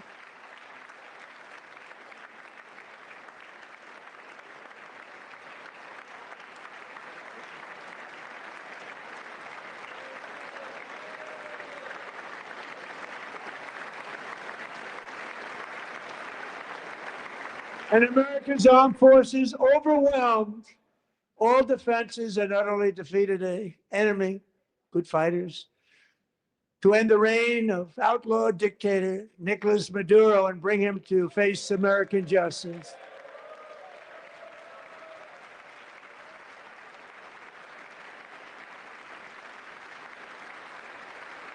And this was an absolutely colossal victory for the security of the United States. And it also opens up a bright new beginning for the people of Venezuela. We're working closely with the new president of Venezuela, Delcy Rodriguez, to unleash extraordinary economic gains for both of our countries and to bring new hope to those who have suffered so terribly. They really did suffer. With us tonight is Alejandro Gonzalez. She grew up in a tight-knit Venezuelan family and was especially close to her beloved uncle Enrique. But after Enrique ran for office and opposed Maduro, he was kidnapped by Maduro's security forces and thrown into the regime's really infamous prison in Caracas. Alejandro feared she would never see her uncle again. She feared for her own life also. But since the raid, we have worked with the new leadership, and they have ordered the closure of that vile prison and released hundreds of political prisoners already, with more to come. Alejandro, I'm pleased to inform you that not only has your uncle been released, but he is here tonight. We brought him over to celebrate his freedom with you in person. Enrique, please come down. Cool.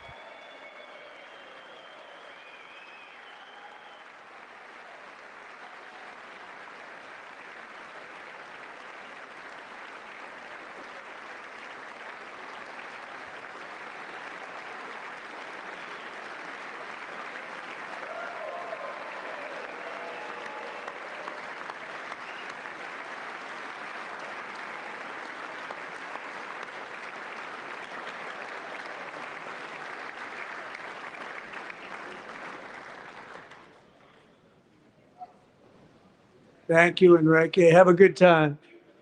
Nice to have you back, Enrique. There were many heroes on that January raid to capture Maduro, really great heroes. It was very dangerous. They knew we were coming. They were all set. But the deeds of one warrior that night will live forever in the eternal chronicles of military valor. Chief Warrant Officer 5, Eric Slover, planned the mission and was the flight lead in the cockpit of the first helicopter, a big, beautiful, powerful helicopter. It was a massive Chinook carrying, as you can imagine, many, many American warfighters. Wearing the dog tags, his wife Amy had blessed with holy water before he left. She knew it was going to be a rough one. Eric steered the Chinook under the cover of night and descended swiftly upon Maduro's heavily protected military fortress. This was a major military installation protected by thousands of soldiers and guarded by Russian and Chinese military technology. Yeah. How did that work out? Not too good. While preparing to land, enemy machine guns fired from every angle, and Eric was hit very badly in the leg and hip, one bullet after another. He absorbed 4 agonizing shots, shredding his leg into numerous pieces. And yet, despite the fact that the use of his legs was vital to successful helicopter flight, legs are the most important part of flying a helicopter, to deliver the many commandos who would capture and detain Maduro was the only thing Eric was thinking about.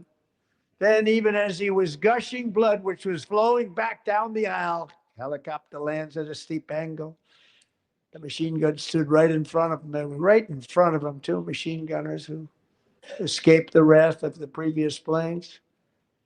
Eric maneuvered his helicopter with all of those lives and souls to face the enemy and let his gunners eliminate the threat. Turned the helicopter around so the gunners could take care of business, saving the lives of his fellow warriors from what could have been a catastrophic crash deep in enemy territory. Only after safely landing the helicopter with all the warriors aboard in the exact right spot, which was vital to the mission, probably would have had to maybe cancel the mission if that didn't happen. Eric told his co-pilot, also wounded, but not as gravely, to take over. I'm about ready to pass out. The success of the entire mission and the lives of his fellow warriors hinge on Eric's ability to take the searing pain. It was unbelievable what's happened to his legs of the bullets and keep on flying and landing. And people knew what was happening. Everybody in the back of the helicopter knew because they saw the blood pouring down the aisle. Chief Warrant Officer Slover is still recovering from his serious wounds, but I'm thrilled to say that he is here tonight with his wife, Amy, Eric, and Amy. Come on in.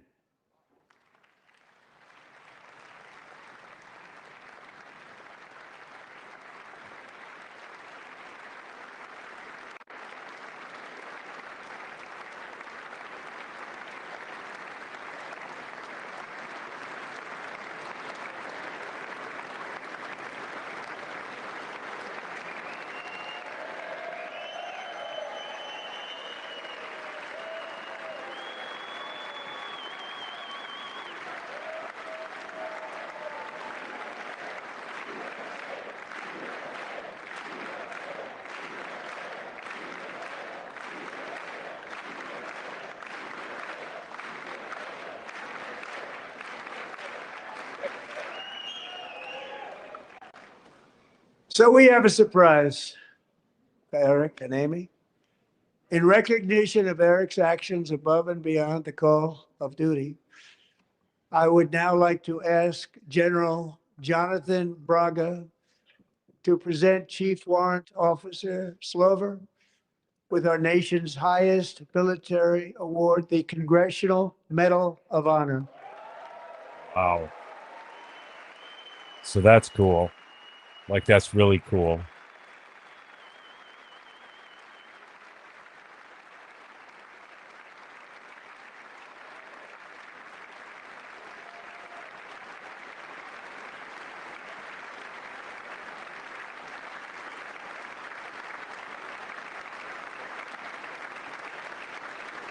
That's really cool.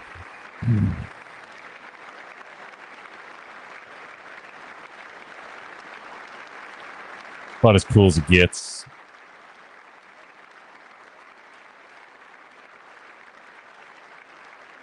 What a big dude. Look at him. Looks tough.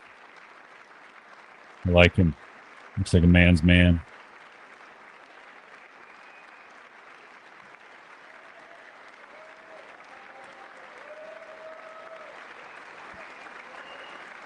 Biggest award you can get, my friends, in the military right there.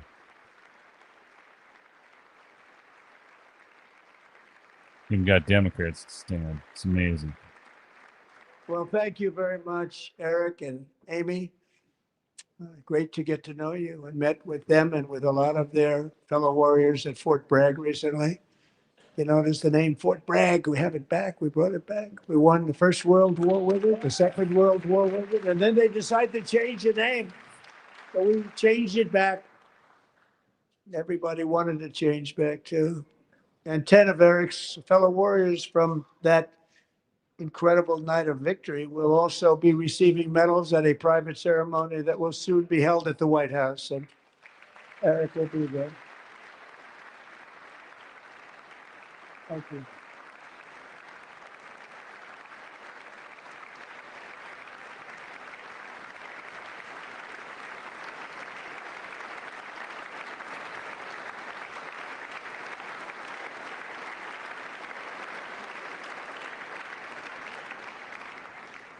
Thank you, Eric.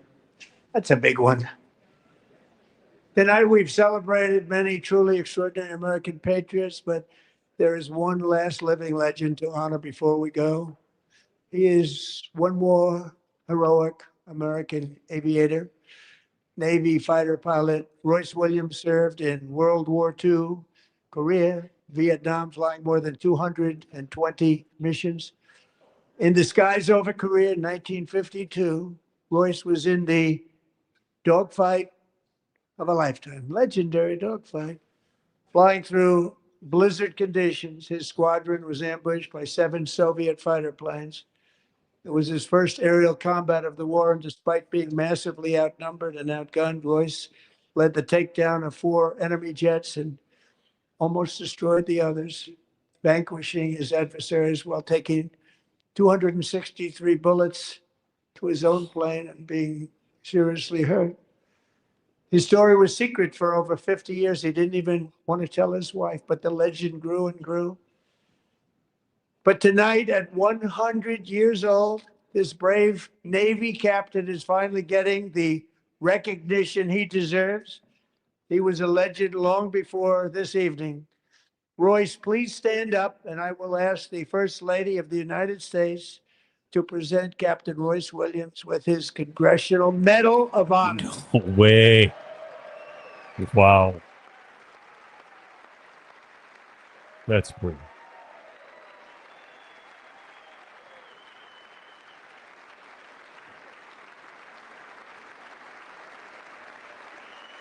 That's super cool.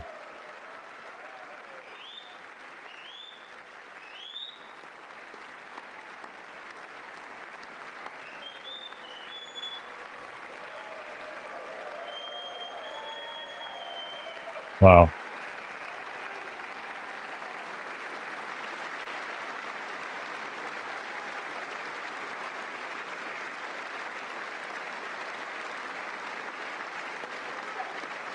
Yeah, I get tears in my eyes too there, Cheryl.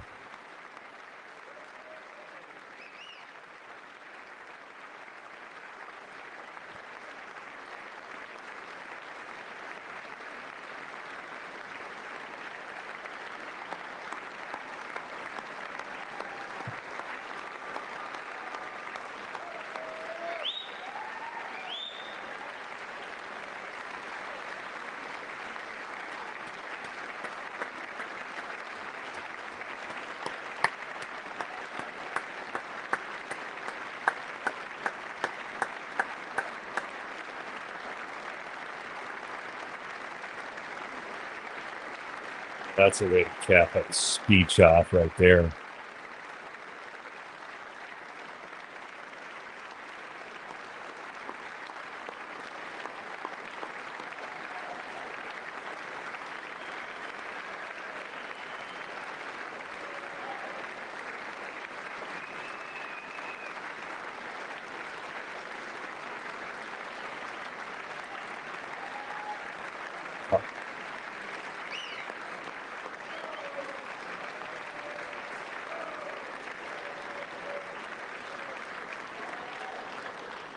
Thank you, Royce, and thank you, Eric. I've always wanted the Congressional Medal of Honor, but I was informed I'm not allowed to give it to myself, and I wouldn't know why I'd be taking it. But if they ever open up that law, I will be there with you someday. But you know, that's our highest honor, Congressional Medal of Honor, and that's a big thing. And it's an honor to be in the same room with you. Thank you both very much, Eric. Thank you.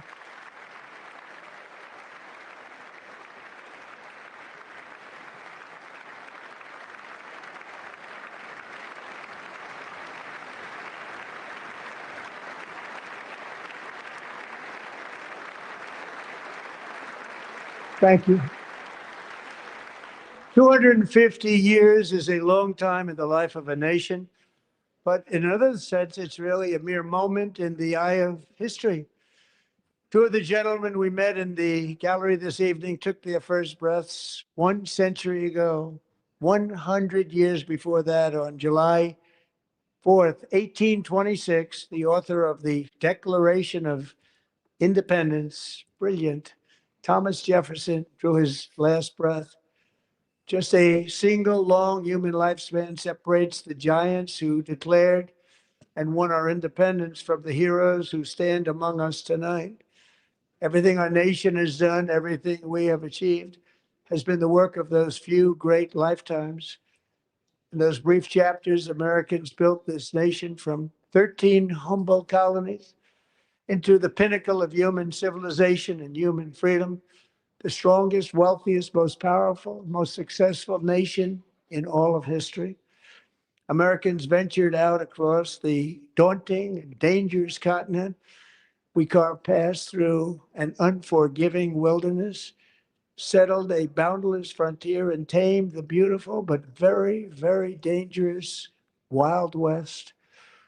From empty marshes and wide open plains, we raised up the world's greatest cities. Together, we mastered the world's mightiest industries and shattered history's monstrous tyrannies. And we liberated millions from the chains of fascism, communism, oppression, and terror. Americans lifted humanity into the skies on the wings of aluminum and steel. And then we launched mankind into the stars on rockets powered by sheer American will and unyielding American pride. We wired the globe with our ingenuity. We captivated the planet with American culture. And now we are pioneering the next great American breakthroughs that will change the entire world. All of this and so much more is the enduring legacy, unmatched glory of the hardworking patriots who built and defended this country and who still carry the hopes and freedoms on all of humanity's backs. For years, they were forgotten, betrayed, and cast aside. But that great betrayal is over, and they will never be forgotten again. Because when the world needs courage, daring, vision, and inspiration, it is still turning to America. And when God needs a nation to work his miracles, he knows exactly who to ask. There is no challenge Americans cannot overcome, no frontier too vast for us to conquer, no dream too bold for us to chase, no horizon too distant for us to claim. For our destiny is written by the hand of providence, and these first 250 years were just the beginning. From the rugged border towns of Texas to the heartland villages of Michigan, from the sun-kissed shores of Florida to the endless fields of the Dakotas, and from the historic streets of Philadelphia to right here in our nation's capital, Washington, D.C., the golden age of America is upon us. The revolution that began in 1776 has not ended. It still continues because the flame of liberty and independence still burns in the heart of every American patriot. And our future will be bigger, better, brighter, bolder, and more glorious than ever before. Thank you, God bless you, and God bless America.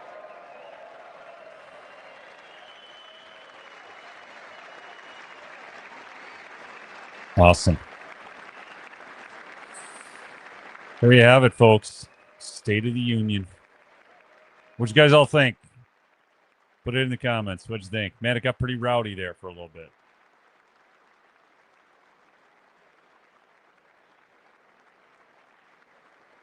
Got pretty rowdy.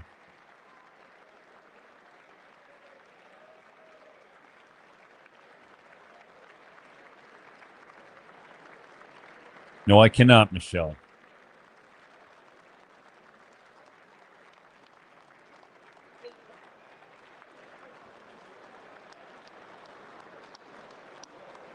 So, I'm going to... Thank you, Mr. President. Mr. President. It's going to help me with Grace speech. Hey, there's Fetterman. Yeah, in his suit. Check it out. The president, that was a home run. Thank you. Mr. President. Thank you. Hey. Do you know, was that Fetterman that stood up that the other Democrat kind of wanted to come down? Thank you. Yeah. Good job. Thank you. Thank you. All right. I'm going to just cut volume here on this. Oh, good. Good. He's going through the whole thing there, meeting everybody. But what'd you guys, yeah, this was, I don't know. I mean, there were times in that speech where it got pretty, whoo. So do you think, let me ask you this question, serious question for you folks. Like, I'm actually being serious here. I'm not being a funny. I'm not trying to just get you to respond. I'm really serious. Do you think he got a little too divisive at times? Yes or no in the chat. Just curious. I mean, he called those Democrats out pretty hard. And I want to see what you guys think. I want to see what you think. Yes or no? Little too much? Too much? Yes or no? We got a bunch of no's. Okay, the truth hurts. No, no, no, no, no, no, no, no, no, no, no, no, no, no, no, no. No, no, nope, nope, nope. So Hideout Land said it needed to be said. Glad he called it no, no. And there's not a single person who thought he went too hard. Not a one. Not a one. He needed to go harder on them. Not hard enough. That's my audience, man. I mean, my word. I mean, here I'll pull this out here, folks. That was here's the thing. Here's my thoughts on all that. I think it needed to be done, as uncomfortable as it was. It made the room slightly uncomfortable as you're watching the speech, but I think it needed to be done because it needed to be called out for the American people to see that distinction. Now, how people viewed it, whether it came off right, of course, they'll have all their polls and dissecting that. But the reality is, when he asked that question and no Democrat would stand for protecting American citizens over illegal aliens, that was a telling moment. So I thought that was interesting. The other thing, I liked how he brought up the plummeting crime, lowest murder rate in over 100 years, the prescription drug prices. I liked, too, how he used that bully pulpit to call the Republicans out on voting for the most favored nation status, getting that into law. And then the SAVE Act needed to be said, and he needed to make his appeal to the American people tonight. As well as they really, boy, Ilhan Omar, when he called it Somalian fraud, did you see when they panned to her? Did you see that, folks? And then the Democrat lady next to him was like patting her arm, and oh my gosh, this is so bad, But yeah, when he called out that fraud, and specifically Somali fraud and the pirates, and he brought that into it, and wow, oh wow, did Ilhan Omar, what a face she gave. So, but that's it, folks. I'll probably make a couple shorter form videos out of that tomorrow. Some of those things, because I thought they were so good, they needed to be said. Yeah, it was good. Anyways, thanks so much for listening, and we'll see you on the next episode, folks. Peace out.